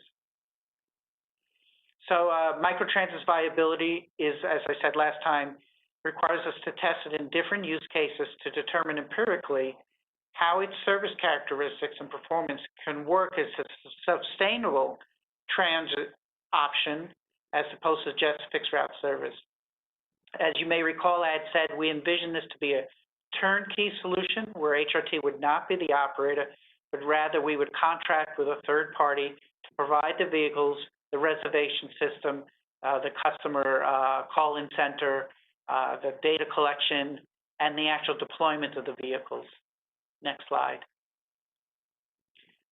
Typically, I covered that an ideal zone is typical in size of about 10 to 35 square miles, more rounded or squared in shape, not too long and narrow, with the characteristics you see here. Next slide, please. So the proposal, as you may recall, next slide, is in the zone you see here. Primarily, Independence Boulevard is kind of the spine, and it's bisected by 264. Virginia Beach Boulevard being the east-west spine with a little dip into large activity centers like Military Circle Mall and the end of line of light rail at Newtown Road. The funding provides from the state everything for capital and operating analysis, planning, marketing, right through operations and maintenance. The actual study duration is 12 months. The actual pilot where we would implement the service would be about 6 months in duration. Next slide. The criteria of this particular zone is we have an 18 square mile zone, a nice market size of over 78,000 people who are either residents or working in the zone, and some strong connections like Centralia Hospital, Military Circle Mall area, and the Newtown Road Light Rail Station. We estimate that there would be approximately 4,400 intra-zone commutes based on the information we have. And it provides connection not only to light rail, but to high-quality bus routes like the Route 20 on Virginia Beach Boulevard, like the Route 1 on Independence Avenue. Next slide, please. Boulevard, sorry. Again, the service model is a virtual stop to a virtual stop. If I was a user of the system, I would make a call to a phone number and reserve my my trip the day before. I would be told to go to the nearest corner, Independence, maybe at the Haygood Shopping Center, and then I would be picked up by one of those vehicles that hold between 7 and 10 passengers, share a ride with others that have a common destination. We envision the service hours to run approximately the same as fixed route service in the zone today, from approximately 5 a.m. to 9 p.m. Monday through Friday, and then 7 a.m. to 8 p.m. Saturdays and Sunday. There is a potential for free fares, at least at the start of the pilot, and then institute fares for the remaining months of the pilot. We think that to cover this zone adequately, we would need a minimum of 5 vehicles on the road at all times, but we can scale up or down depending on passenger demand. Next slide, please. We anticipate, based on early analysis, about 306 riders per day, with an average of about 4.5 to 5.5 passengers per vehicle hour. The wait time would be no longer than 15 minutes once you arrive at your virtual stop, with a walking distance no greater than 1/4 mile, but probably much less than that. A guarantee of an on-time performance of 95% of the riders should be picked up and dropped off on time. Next slide. So I think the key question, other than those that were in the formal questions and answers that I provided, was the next step is to obtain funding commitments from the City of Virginia Beach and Newport News to match the state grant funds. Without them, we cannot move forward. To prepare a request for proposal for that turnkey provider in partnership with city staff. I'll be working with Mr. Solis and his staff. Advertise the request for proposals sometime in the summer of 2021. Issue a notice to proceed to that provider in late fall 2021 so they can do the early work, which is develop the marketing, education, and outreach, the metrics that we're going to be measuring the performance, lining up the vehicles and bringing the reservation system on board, preparing those marketing plans and service details throughout the winter of 2021. And then it is our hope that we can initiate the actual demonstration project in the spring of 2022. I did put 2 question marks there. I'd be silly not to say pending the outcome of, I call it the COVID event. If it's still raging next year, we have the flexibility from the state to wait longer. It's a 2-year demonstration grant window, and they're encouraging us to get a viable working microtransit pilot. They want people to feel comfortable to come into the vehicles, and so they said if you need to wait longer because of COVID, we could do that. But I'm going to be optimistic here and say we can implement the pilot program in spring of 2022, the actual service itself. I believe that's my last slide. I think the last slide, next slide, just says questions. So that might be it. So I'd be happy to stop here. And Mr. Solis, I'll turn it over to you if there's any closing remarks. Mr. Solis, did you have any additional comments? No, Madam Clerk. I'll stand by for any questions of council. All 3 of us here are available for any questions on that. Thank you.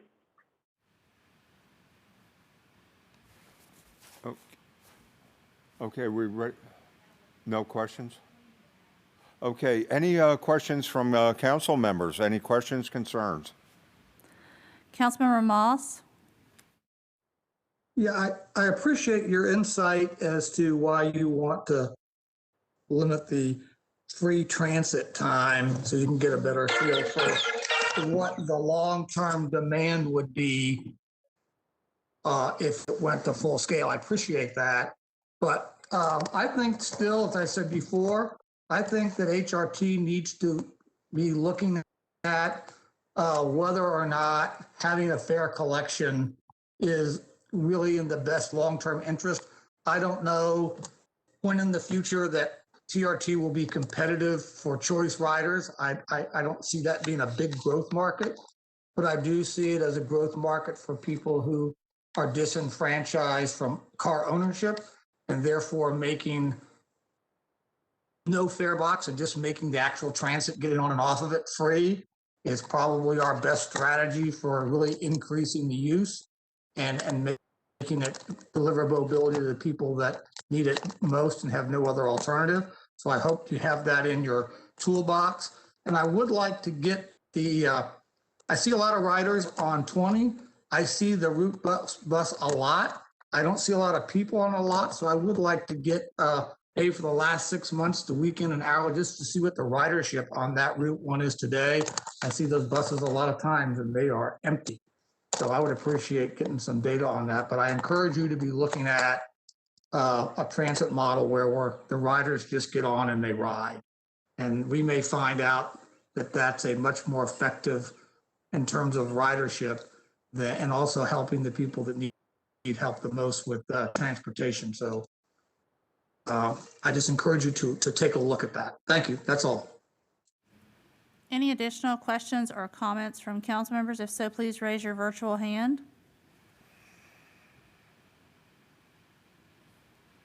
Seeing none, Mayor, I'll turn the meeting back over to you. Okay, Mr. Duhaney, moving on. Mr. Mayor, members of council, at this time, Mr. Solis is going to provide a presentation regarding the motorized scooter franchise license agreement. Mr. Solis, if you would just pause 2 to 3 seconds before beginning, thank you. Yes, thank you again, Mr. Duhaney, Mr. Mayor, members of council, Mr. Vice Mayor, Mr. Stiles. We're back before you here to discuss motorized scooters and the franchise license agreement. I know it's been a protracted process with them and with this issue, but it's kind of, we're at the point where it's the nature of working through the fine points of a franchise license agreement. If you could move forward, please. So it's been a while since we've been to you. It's actually October 20th. And what we were briefing you on at that time, just to briefly highlight some of the background, was we went through an RFP process roughly a year ago. Actually, it was in January, and we received proposals roughly this time last year from 4 companies. And through the Shared Mobility Services Task Force, which is a cross-section of variety of public safety, technical, legal, procurement staff, and looking at those proposals, we felt that they all met what the mixture of public safety and shared mobility services clauses that were in that proposal, and they all agreed to those languages with no exceptions, essentially. And we tried to go before you in March to have you consider those staff's recommendations that the franchise licenses be awarded, but the pandemic and the stay-at-home order caused that to be delayed until May. So you did, at that time, you did go ahead and authorize staff to award those franchise licenses. It was right after that we were notified from the companies that they had some exceptions to the language, both kind of related to reading the fine print, but also the effects of the pandemic, frankly. And so through some give and take, we came to you in October 20th, and not only analysis on our side, but also reaching back out to and surveying the 4 localities in Virginia that have shared mobility services programs. And so Richmond, Norfolk, and Arlington County, and Fairfax County. So through all of that discussion, when we briefed you on October 20th, kind of a lot of the discussion focused around 2 main areas, and I'll highlight those here today. Thank you. The first one was specifically the waiver of liability clause as it is compared to the city of Richmond. And the reason why only the city of Richmond is because they were the only one when we surveyed them that indicated that they had both an identification and a waiver of liability clause. Next one, please. So our language specifically says that any franchisee shall agree that users in the city shall not be required to waive liability as part of user agreement. So what that basically means is before, when you go to the app and you, after you approach a scooter, and if you're not already a member, you scroll through the user agreement and you have to accept it in order for the scooter to be released for you to be able to ride it. And what the City of Virginia Beach clause is asking is that there not be any clauses in that user agreement that causes the rider to waive their liability. And the main points of concern there are that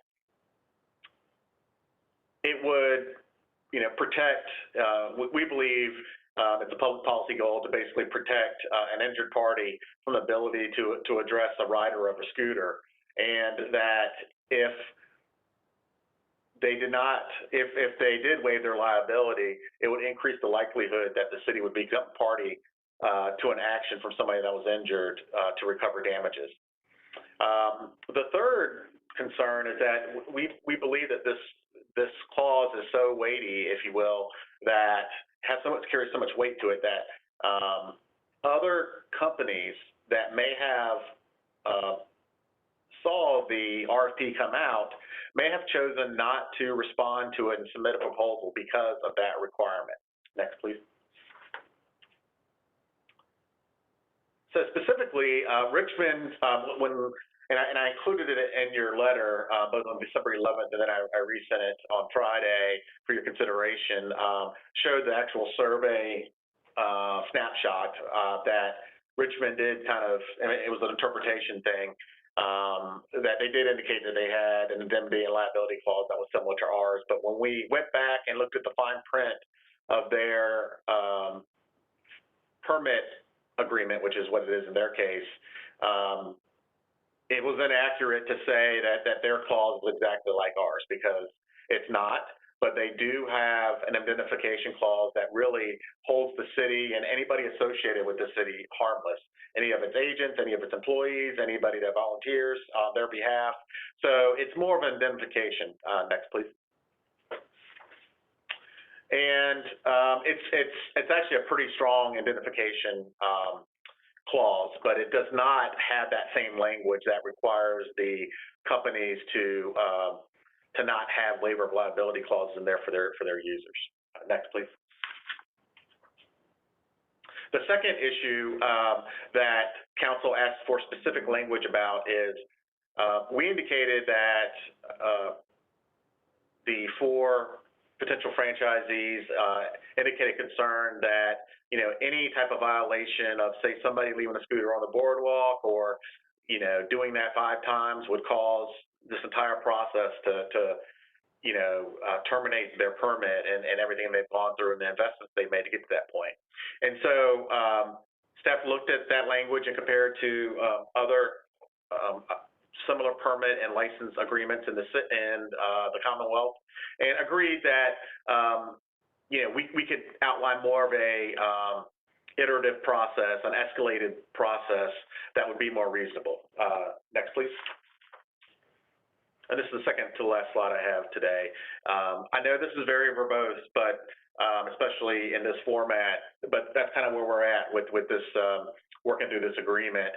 This basically says that 5 violations that aren't addressed by the franchisee or the manager here in Virginia Beach, and say that we notified them that there are 5 scooters on the boardwalk where they're geofenced and not supposed to be, and while that is in effect a violation of the franchise license, if they immediately within prescribed amount of time address that, then that would not be counted towards revoking their franchise license. And so this basically just outlines the 10 days notice and the escalation of 3 violations that aren't addressed by the franchisee or the on-the-ground management company would then cause their permit to be revoked.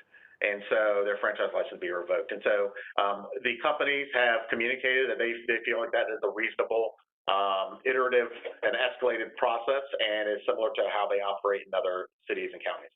Last slide, please. So lastly, moving forward, and again, this has been, a bit of protracted process just by the nature of what's occurred.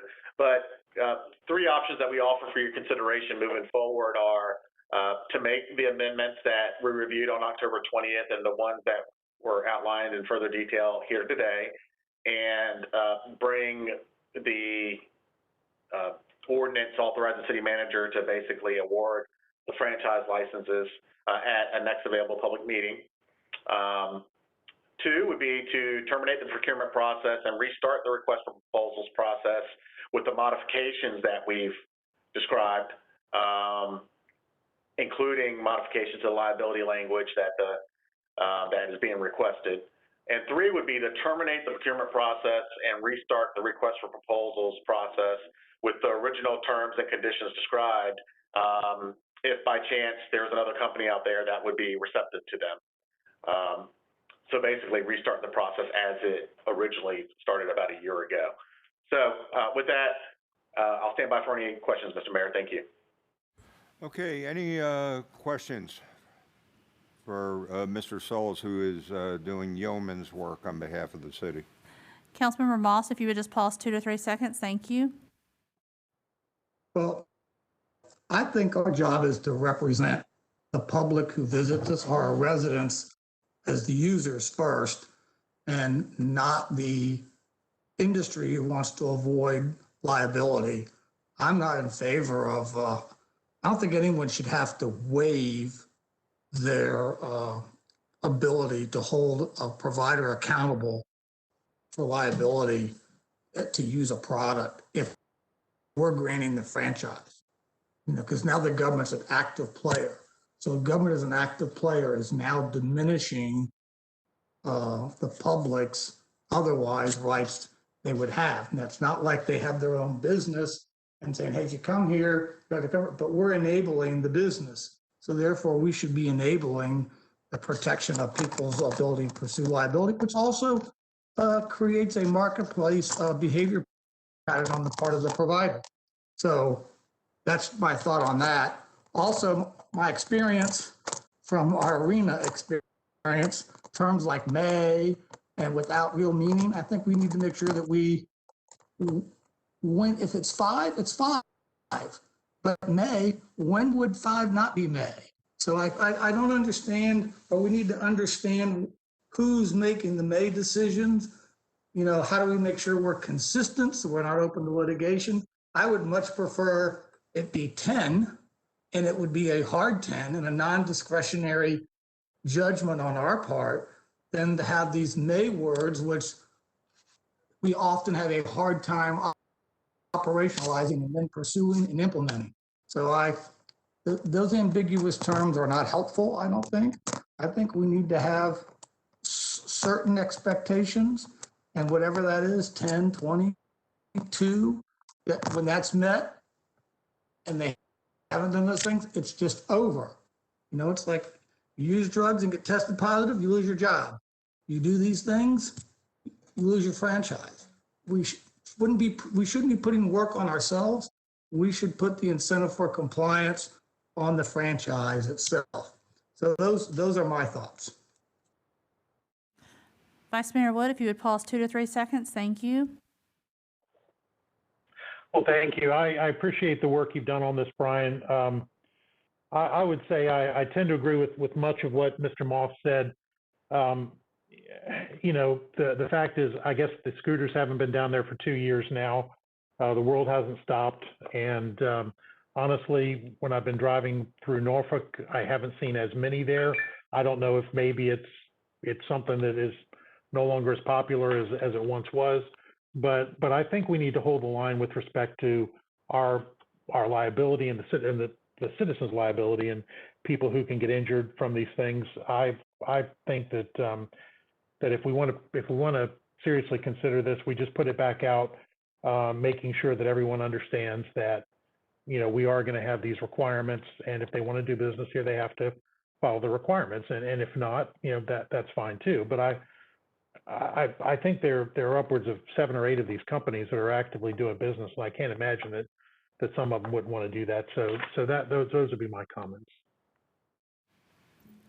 Any additional questions or comments from council members? If so, please raise your virtual hand.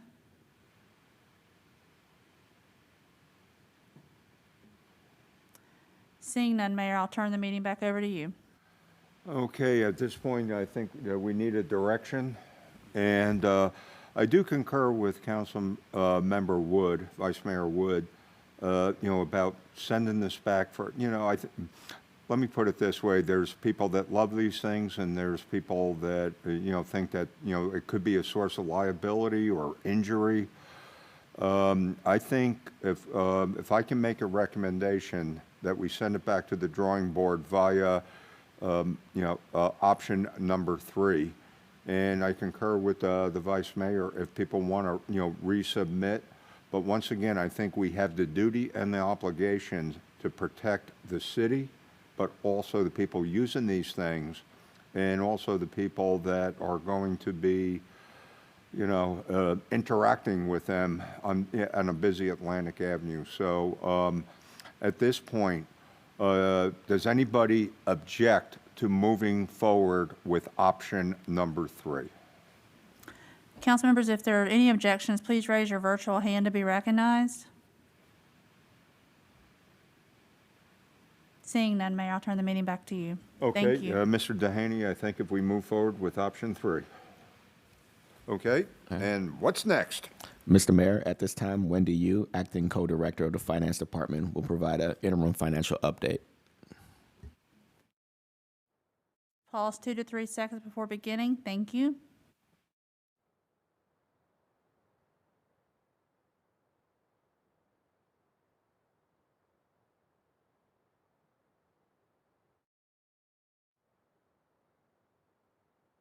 Ms. Hugh, if you would pause 2 to 3 seconds and begin your presentation. Thank you. Good afternoon, Mayor, Vice Mayor, and Member of City Council. My name is Wendy Hu. I'm the Controller and Acting Co-Director of the Finance Department. Thank you for the opportunity to present the General Fund 7 months financial update. Next slide, please.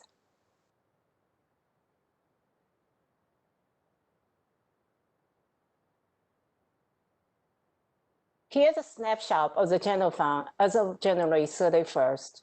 Year-to-date revenues are $443.6 million, or 46% of budget, up by $7.4 million, or 1.4% from the prior year.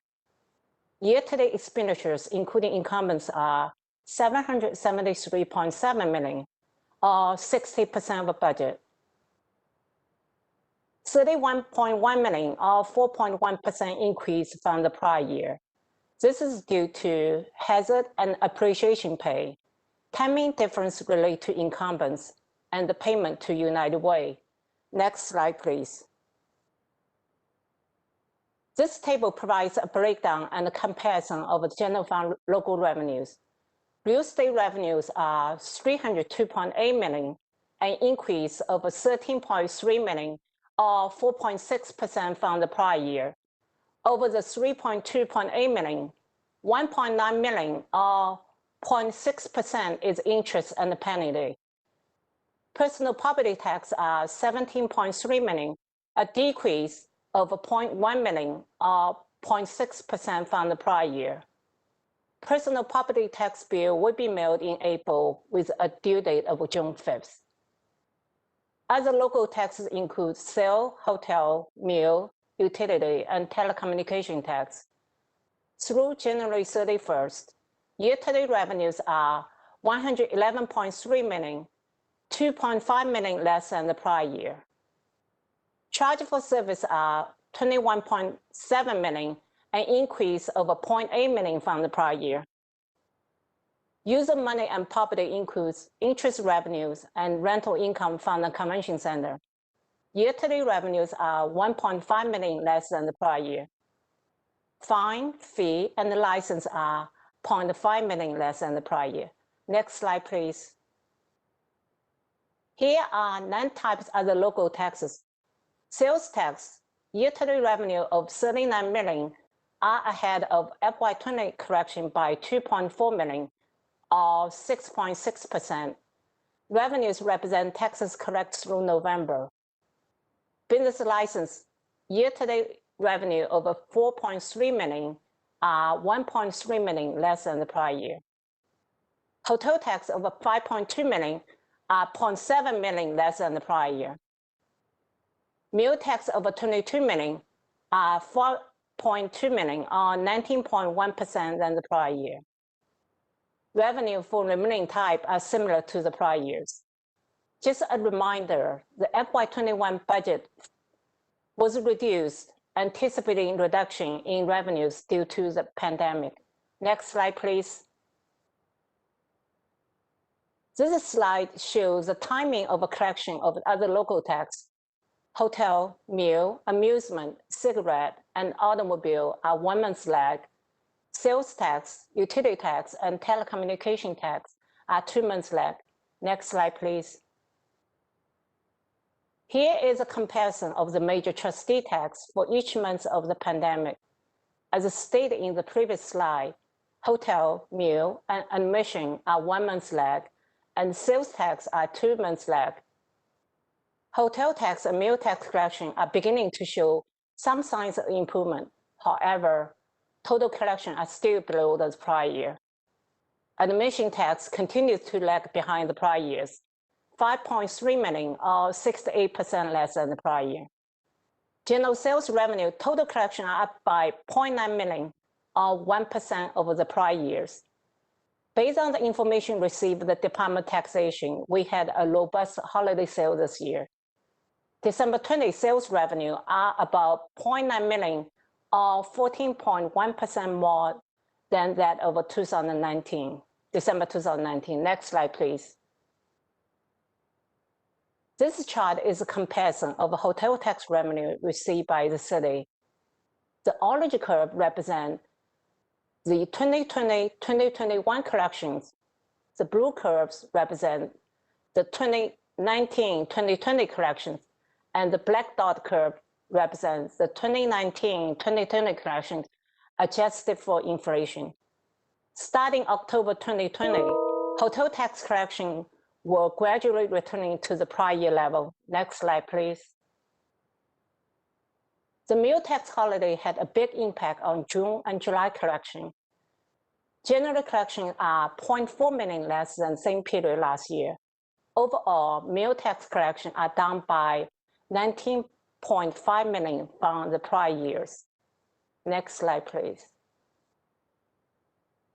Through January 31st, general fund revenues, including incumbents, are $773.7 million, or 60% budget, compared to $742.6 million, or 59.2% for FY20.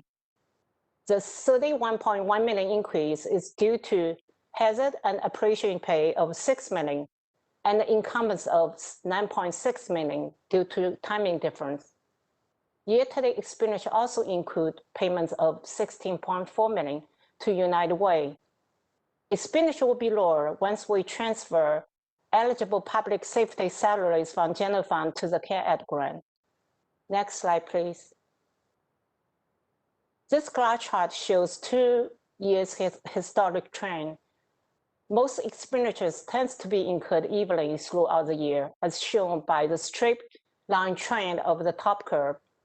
Unlike expenditures, revenue are not collected evenly throughout the year, as shown by 2 steep slope in the bottom curve. FY21 year-to-date revenues are 46% of the budget, and year-to-date expenditures are 60% of the budget. Next slide, please. As of January 31st, general fund revenues are ahead of the prior year by $7.4 million. We expect that FY21 actual revenue will exceed budget. In contrast, FY21 expenditure will be below budget. The first half real estate levy was due December 5th. The FY21 collection rate is almost the same rate as the prior year. Next slide, please. We'll be back on March 16 to present 8 months update. On April 20, we will present 9 months update. FY22 budget proposal will be presented on March 23rd. This concludes general fund 7 months update. I'm happy to answer any question you may have. Okay, any questions from council? Councilmember Moss, if you would pause 2 to 3 seconds, thank you. I just have a couple observations to share, Mr. Mayor, with you and colleagues. As you noticed on, forget which slide number it is now, but one where real estate tax revenues for the first 6 months, and if you add that again, 302, I think it was, and 302, that's $604 million. Likely real estate, which exceeded our $580 million budget amount. So clearly, when we have our retreat, we're going to probably have some better information from the city real estate assessor, I hope, about the nature and granularity of the tax base appreciation. But I think it's pretty clear that good stewardship of the city manager and his team, and also the performance of the economy, with the exception of trustee taxes, that the general revenues are going to actually exceed what we budgeted for, which shows that we played our cards right back last May. That's a compliment to everybody. And also, it may well be, Mr. Mayor, that as we look at those things, I know we held back, I think it was 10 million, Mr. City Manager, in reserve relative to our CARES Act money. It may well be that it's now local money. We've kind of washed that to make it local funds. That may help us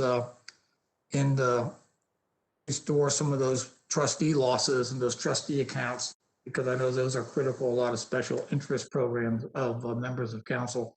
But I think there's some real opportunities. I think the positive news in the revenue growth far exceeds the underperformance areas. And hopefully we'll be able to look at those new tax figures, and maybe we'll have some opportunities for tax relief. That's all. Any additional questions or comments from council members? If so, please raise your virtual hand. Seeing none, Mayor, I'll turn the meeting over to you. Thank you very much for that. At this point, any council discussion? We are open. Councilmember Rouse, if you would pause 2 to 3 seconds, thank you. Thank you, Amanda. Good evening, Mayor, Vice Mayor, and fellow colleagues. I have a question for the body, and it's something that I hope that we can discuss in council retreat coming up very soon. Since staff is supposed to be apolitical, to what capacity can a council member use staff, including lawyers, to write letters on their behalf when council hasn't taken an official formal policy position on a public matter? You know, and if council members are less than a council or less than a majority of council, because if there are 6, we could, but it makes no sense if 1 or 2 members can use staff like this, because what happens when we all use staff to articulate our competing positions? So, Mr. Mayor, Vice Mayor, and fellow councils, I think to protect staff and to improve the process, we really need to talk about this in our council retreat, and so we can really hone in on the formality or improve the process of using staff, including city attorneys, to write letters on our behalf. Thank you. Mr. Rouse, we will certainly welcome that conversation in the upcoming retreat. Councilmember Berlucci, and then after Councilmember Berlucci would be Councilmember Moss. Thank you. Well, thank you. And I certainly appreciate the comments shared by my friend and colleague, Mr. Rouse, but I would just take this opportunity to remind him of the difference between a political discussion and a public policy discussion. And in my opinion, the conversations we've been having at council are public policy decisions. They're not political. Political is campaigns. Political is fundraising. Political is elections. This is a public policy discussion. So in my view, it's entirely appropriate for city staff to be involved in supporting council members and expressing their positions on public policy matters that are of interest to the citizens of Virginia Beach. Thank you. Councilmember Moss. Member Wilson.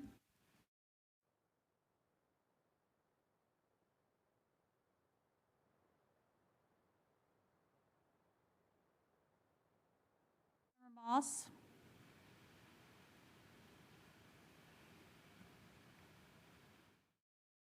That briefing to us, and maybe you could have some highlights at our workshop next week, so that we could share that with the public as well. Other than that, I don't have any additional comments today. Thank you. Go ahead and mute him. Councilmember Moss, I'm sorry, could you repeat your comments? Your comments were cut off at the very beginning. Thank you. I'm sorry. I said I want to switch the topic. I think the Commonwealth is updating their budget forecast. I think it's tomorrow. I could be wrong, but I know it's coming up to adjust for the improved revenue picture of the Commonwealth. And I was requesting that the city manager share that briefing material with the individual members, and also to maybe have a short executive summary or highlight of that at our workshop on the next Tuesday, if that isn't overly burdensome on the staff. Thank you, Amanda, for the opportunity to repeat that. Thank you. Councilmember Wilson, if you would pause 2 to 3 seconds, thank you. Yes, Council, I wanted to bring to your attention what's been going on with the broadband ring, the South, the SNA network. We are at a point now, we're just about at 60% design. There's a company called CTC that we had hired to do the design up to this point, so we have a better feel for the cost of the ring, but also to fine tune exactly where it was going to go. So we are now at a point where we're going to go to the next step. And the cost of the ring is estimated to be at $23 million. And Virginia Beach's share is close to 7 million. And it's because of the miles that it's being created in our city. So there's 3 different things that the authority is looking at to do this. One is for the cities to pay for it, run it, market it, do everything. Secondly, would be for the cities to pay for it, but to hire another company to do the marketing and to run it. And the third alternative is to make it a public-private, where we put this out so that the private sector would pay for it and run it, and we would get certain benefits from it. You know, maybe that would all have to be negotiated. You know, could be some revenue sharing we could get from it, and also for all the cities and schools to get free broadband, and you know, maybe some social areas where could get some free broadband where we need it for those sorts of things. And so at our last meeting, all of this came to a time where we really had a few minutes left. And one of the members spoke up that they felt very strongly that the cities pay for it themselves because it was a very valuable asset. And they didn't want it to be like the Elizabeth River crossing that was such a disaster, and that we should all put up the money and pay for it ourselves. And I happen to say that we have a lot of competing needs in our city. We have teacher salaries, other salaries, we've got stormwater needs, we've got sea level rise. I mean, just all kinds of needs. And we're just coming out of a pandemic. And we know for sure that there are some companies who would like to put in a public-private and pay for it and run it, and then we could get some benefits. So I just wanted to bring this to the attention of the council and to hear what your thoughts are. Any other comments to Council Lady Wilson? I think, you know, this is a very important project. Councilmember Berlucci, your virtual hand is still raised. Did you have additional questions or comments? No, thank you. Councilmember Moss? Well, first of all, thank you, Councilman Wilson, for your representation. I thought you articulated our competing priorities very well. I would favor the private sector capitalization model. But the reason why I asked my nickel back, this relates to our tourism advertising for this summer and how aggressive we're approaching that. What they call pent-up savings is $1.9 trillion, and by the middle of the summer, it's going to be 2.4. That's the latest Federal Reserve Board numbers of pent-up savings being defined of people's increased private individual savings because of suppressed purchasing as a consequence of the pandemic. So clearly, there's a lot of pent-up demand, and I think clearly once the gate, so to speak, is open on the race, there's going to be a lot of opportunity for getting tourism people wanting to get out and go and do things. And so I hope that we are, I know we are, but just pointing out just how big that latent demand is out there. That's a lot of money, 2.4 trillion with a T. So that's certainly a big incentive for us to be aggressive and arriving at the target early. Thank you. Councilmember Tower, if you'd pause 2 to 3 seconds, thank you. Thank you. Actually, I'd like to address both those points. I'll start with the advertising. I just wanted to second what Councilman Moss said, but emphasize the need to act quickly. We have vacancies in major positions and semi-major positions in the CVB that right now I'm very concerned about the timing. I know that the city manager has undertaken to give us some responses about the long-term ability of the city to manage its marketing for tourism.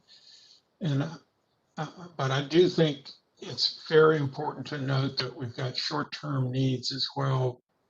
With the summer fast coming up upon us, I think this spring, it's already too late to really do much more than we're doing, but this is going to be an important summer, and I know I don't want to drive the city manager's workload any more than I have to, but I think in the short run, we really need to be responsive both to our corporate citizens who are the ones on the front line of delivering this tourism business, and for our own benefit, obviously.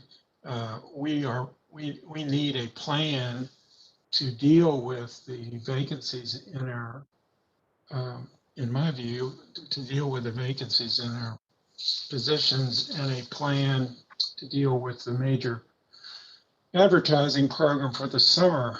And I won't go any farther than that, other than say I'm very looking forward very much to hearing from the city manager and his responses to that. On the issue of the Councilwoman Wilson raised, I know we have teacher salaries to pay. I know we have flooding, but I just want to make a plug in the terms of discussion anyway for a push to analyze the return that we could make on the investment in this broadband, rather than a public-private that gives up the lion's share of the return to the private sector. I am doubtful that we can make as much from that in the long run as we could from owning it ourselves.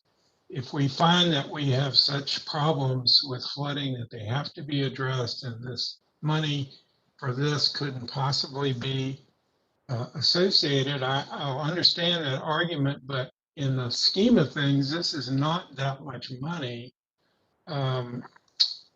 to simply quickly say, well, we can't afford it and move on. I think this is an investment in what could be an extraordinarily valuable asset for the city, and I urge us not to simply adopt the cheapest short-term way out, because it is the cheapest short-term way out. I see some potential long-term value. I'd like to have some expert analysis of that, obviously, but that's my instinctive feeling, is that we shouldn't easily dismiss the opportunity to own this ourselves.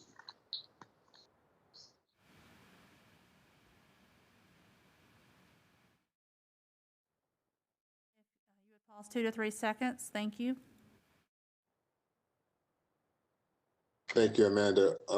Just want to revisit my earlier comments. I know Councilmember Bellucci had a reply to it, and I just want to be absolutely clear and to put it in layman terms. Our city staff and our city attorneys, they serve the city, not individual council members. And so I just want to be clear on that point and have a robust conversation at the retreat on how we are using city staff and our city attorneys. Because again, they serve the city and not individual council members. So I just wanted to be clear with that. And thank you. Thank you. Councilmember Wilson, if you pause 2 to 3 seconds, thank you. Just for a little bit further information, other than this one city who seems to want to pay for the ring ourselves, the other cities are really strapped for cash right now or for financing, and they want to, from what I'm being told, is they want to focus on other needs and are really not interested in putting forth the money. And we also find that a lot of times the private sector can do a better job. They can build it faster. They can promote it a lot quicker than we can. And so we've got, we've got to go one way or the other. So just want to keep that in mind. So I'd love to hear what other people might think on this. It's an important decision that's going to be coming up. Councilmember Tower, if you'd pause 2 to 3 seconds. Just a quick response to Ms. Wilson's comment. I think in terms of promotion, we may not be as well suited to that, but we can hire people to promote it. I'm talking about the value of the ownership of this asset in the long run. How we take advantage of that ownership is a different matter. I just am intrigued by the idea that we're on the verge of giving away something. I don't mean giving it away. Obviously, there are reasons to go the other direction as well, which I've already acknowledged. But I think this is an extraordinary, valuable asset. I'm not against paying people to promote it, market it, or do other things that an owner would do to capitalize on their investment. I'm simply pointing out that it is possible for us to own this investment, and that I believe the return on the investment could be extraordinary. Councilmember Wilson, would you like to respond? And I want to apologize. I probably wasn't very clear. Just because we're talking about a public-private doesn't mean we would give the asset away. Most likely we would have a lease for X number of years and we would still own it, and it'll revert back to us after a certain amount of time. But we will always maintain ownership of it. Thank you. Councilmember Tower, your virtual hand is still raised. Did you have additional questions or comments? We'll unmute you. Questions or comments for this council discussion? Please raise your virtual hand. Seeing none, Mayor, I'll turn the meeting to you. Thank you. Okay, at this point, we did discussion and there were a number of comments. If it's okay, Mr. Vice Mayor, we'll go on to agenda review. I'm sorry, Mayor. Councilmember Abbott has raised her virtual hand. She must have a comment. Okay. Councilmember Abbott, if you pause 2 to 3 seconds, thank you. Thank you, Madam Clerk. I raised my hand a little prematurely. I had some comments about the agenda review, but I'll wait till the Vice Mayor gets there. Thank you. Vice Mayor Wood. Thank you, Madam Clerk, Mr. Mayor.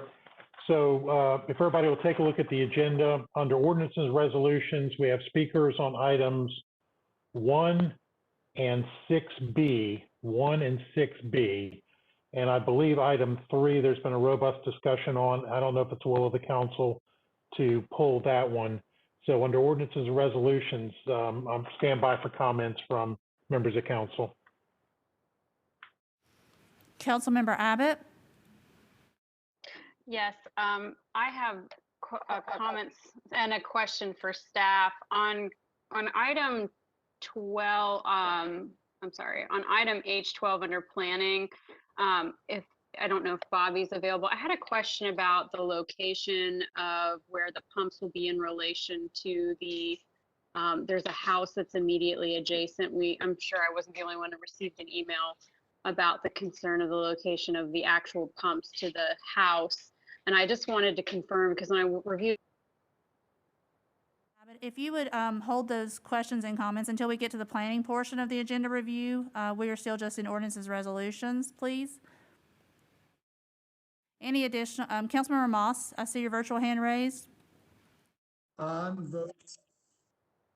voting no on 3. I ditto the mayor's remarks. He was very cogent and articulate, and I share those views completely, so I don't see the need to impose on the public another lengthy discussion, but I'm voting no on that, but I can go either way. And that's my only comment on the ordinance and resolution. Councilmember Wilson, if you pause 2 to 3 seconds. And I'll need to see the changes to number 3 to be able to vote for it. Mayor and members of council, please note the changes have been sent out. I actually forwarded those just a few minutes ago to all council members. Okay. I will be voting no on number 3 also. Anyone else regarding ordinance or resolution under number 3? Vice Mayor Wood?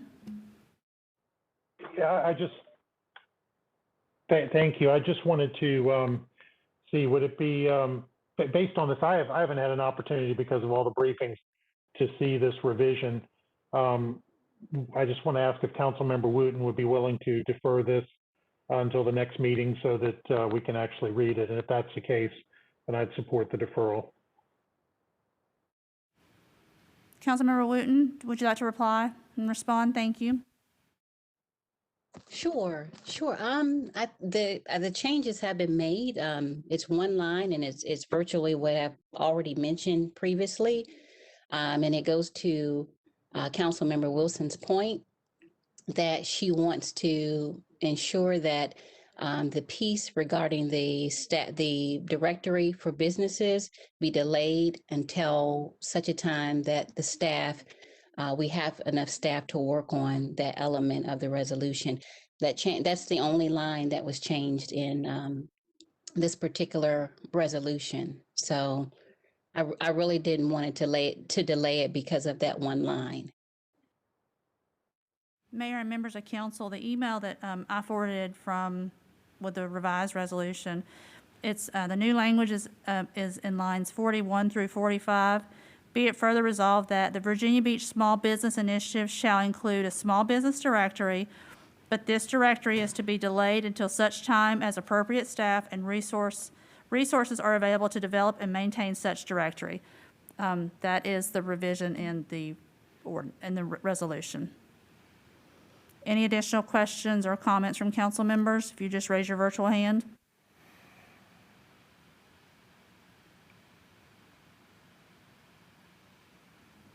So Vice Mayor Wood, just to get some direction, just want to confirm then. So at this point, we have Mayor Dyer and Mr. Moss voting no on resolution number 3, and that's it at this point. And then items 1 and 6B will be heard separately. Any additional comments on ordinance and resolutions?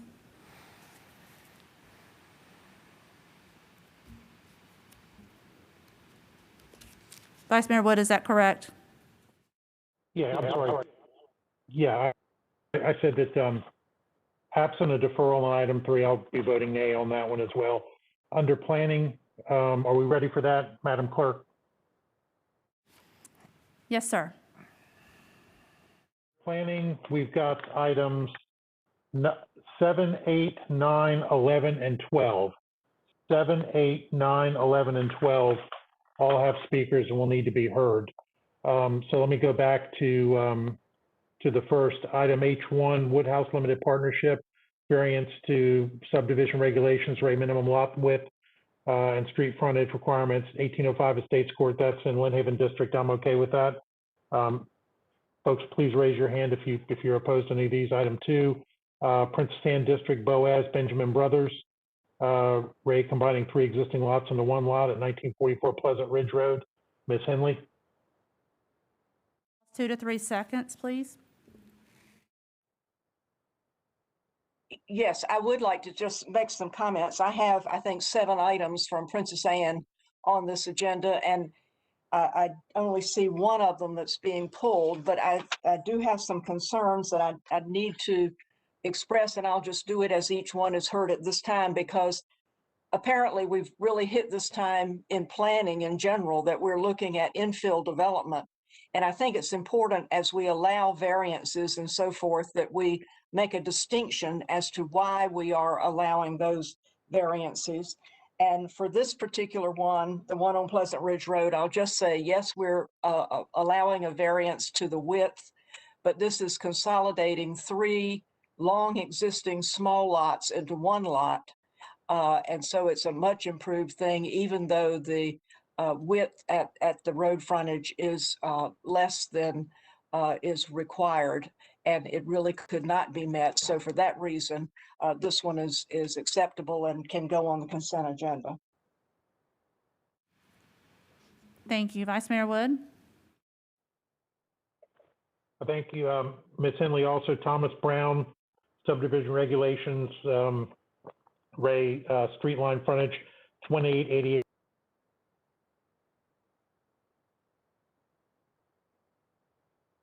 You would pause 2 to 3 seconds.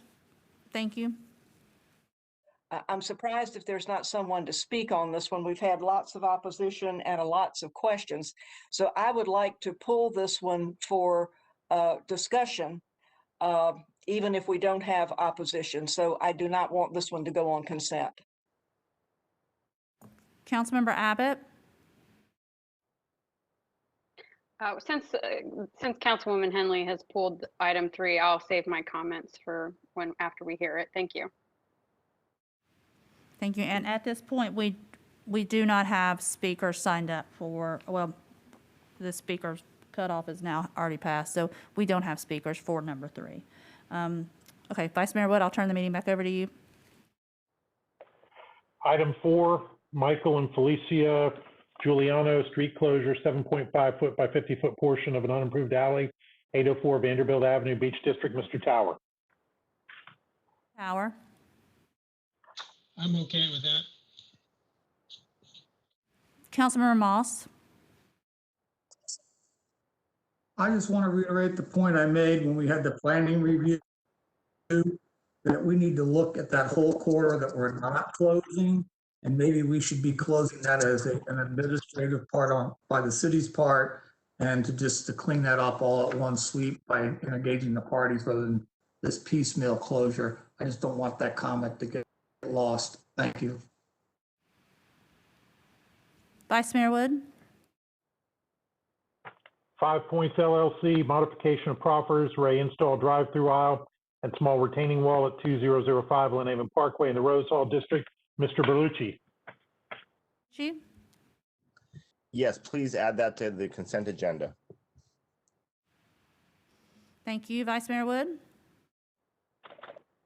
Item 6, St. John the Apostle Catholic Church and School, the Roman Catholic Diocese of Richmond, Ray modification of conditions, Ray religious use and private school at 1968 Sandbridge Road in the Princess Anne District. Councilmember Henley.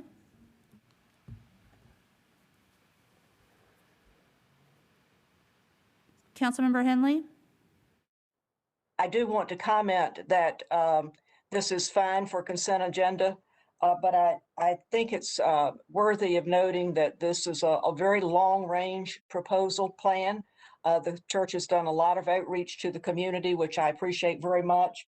And I think that there the work that they're going to be doing as far as the parking lot and that additional area with the system that they're using is one that we might want to look at for use in other places. So I do just want to compliment the church on the work that they have done, and it can certainly be on the consent agenda. Thank you. Vice Mayor Wood. Okay, item 10, Asia Mitchell Tuzu's Family LP for conditional use permit for a beauty salon at 4654 Haygood Road in the Bayside District. Mr. Jones. Member Jones. As far as I know, everything's fine with that. I would put it on the consent agenda, Mr. Wood. Vice Mayor Wood. Okay, Mr. Jones, the next item, we have a speaker on it, but I also understand there is a request for a deferral on this one, but since there's a speaker, we're going to hear that one. That would take us to item 13, Brant Feldman for conditional use permit, Ray Outdoor Recreation Facility Skateboard Ramp, 1708 River Road in Glen Haven District. I'm fine with that if everybody else is. Item 14, Janice Hart, conditional use permit, Ray Home Base Wildlife Rehab Facility at 1203 Gun Hall Drive, Prince Anne District. Mrs. Henley. Councilmember Henley. I think expressed at the planning commission meeting, but I've had no one call me. I think that this is acceptable. I think the concerns probably once people understand that these are just very small mammals that are in the community anyway, that it shouldn't be the problem that they thought it was. But I have heard no opposition since the planning commission meeting, so I would let it go on consent unless we hear otherwise. Thank you. Vice Mayor Wood. Item 15, Home Depot USA Incorporated for conditional use permit, Ray Bulk Storage Yard and Truck and Trailer Rentals, 2324 Elson Green Avenue, Prince Anne District. Ms. Henley. Councilmember Henley.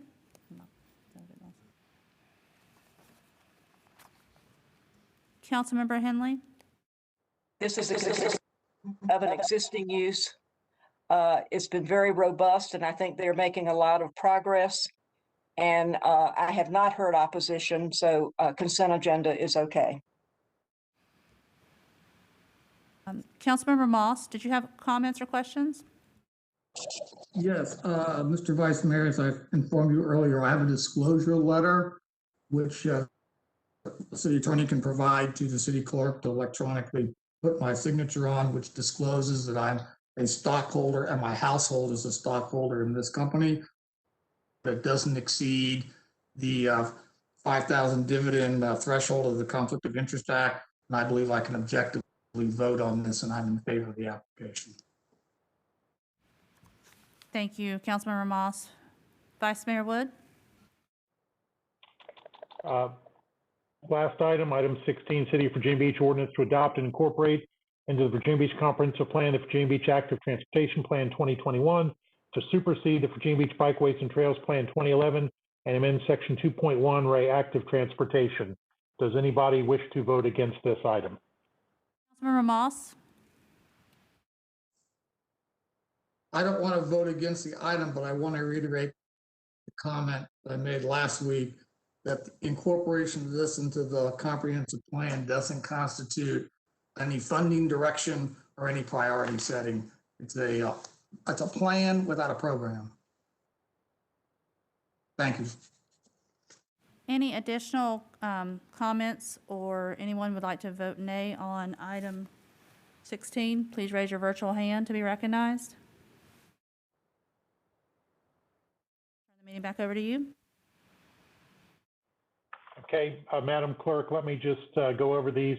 Under ordinances and resolutions, we're going to hear items G1 and G6B.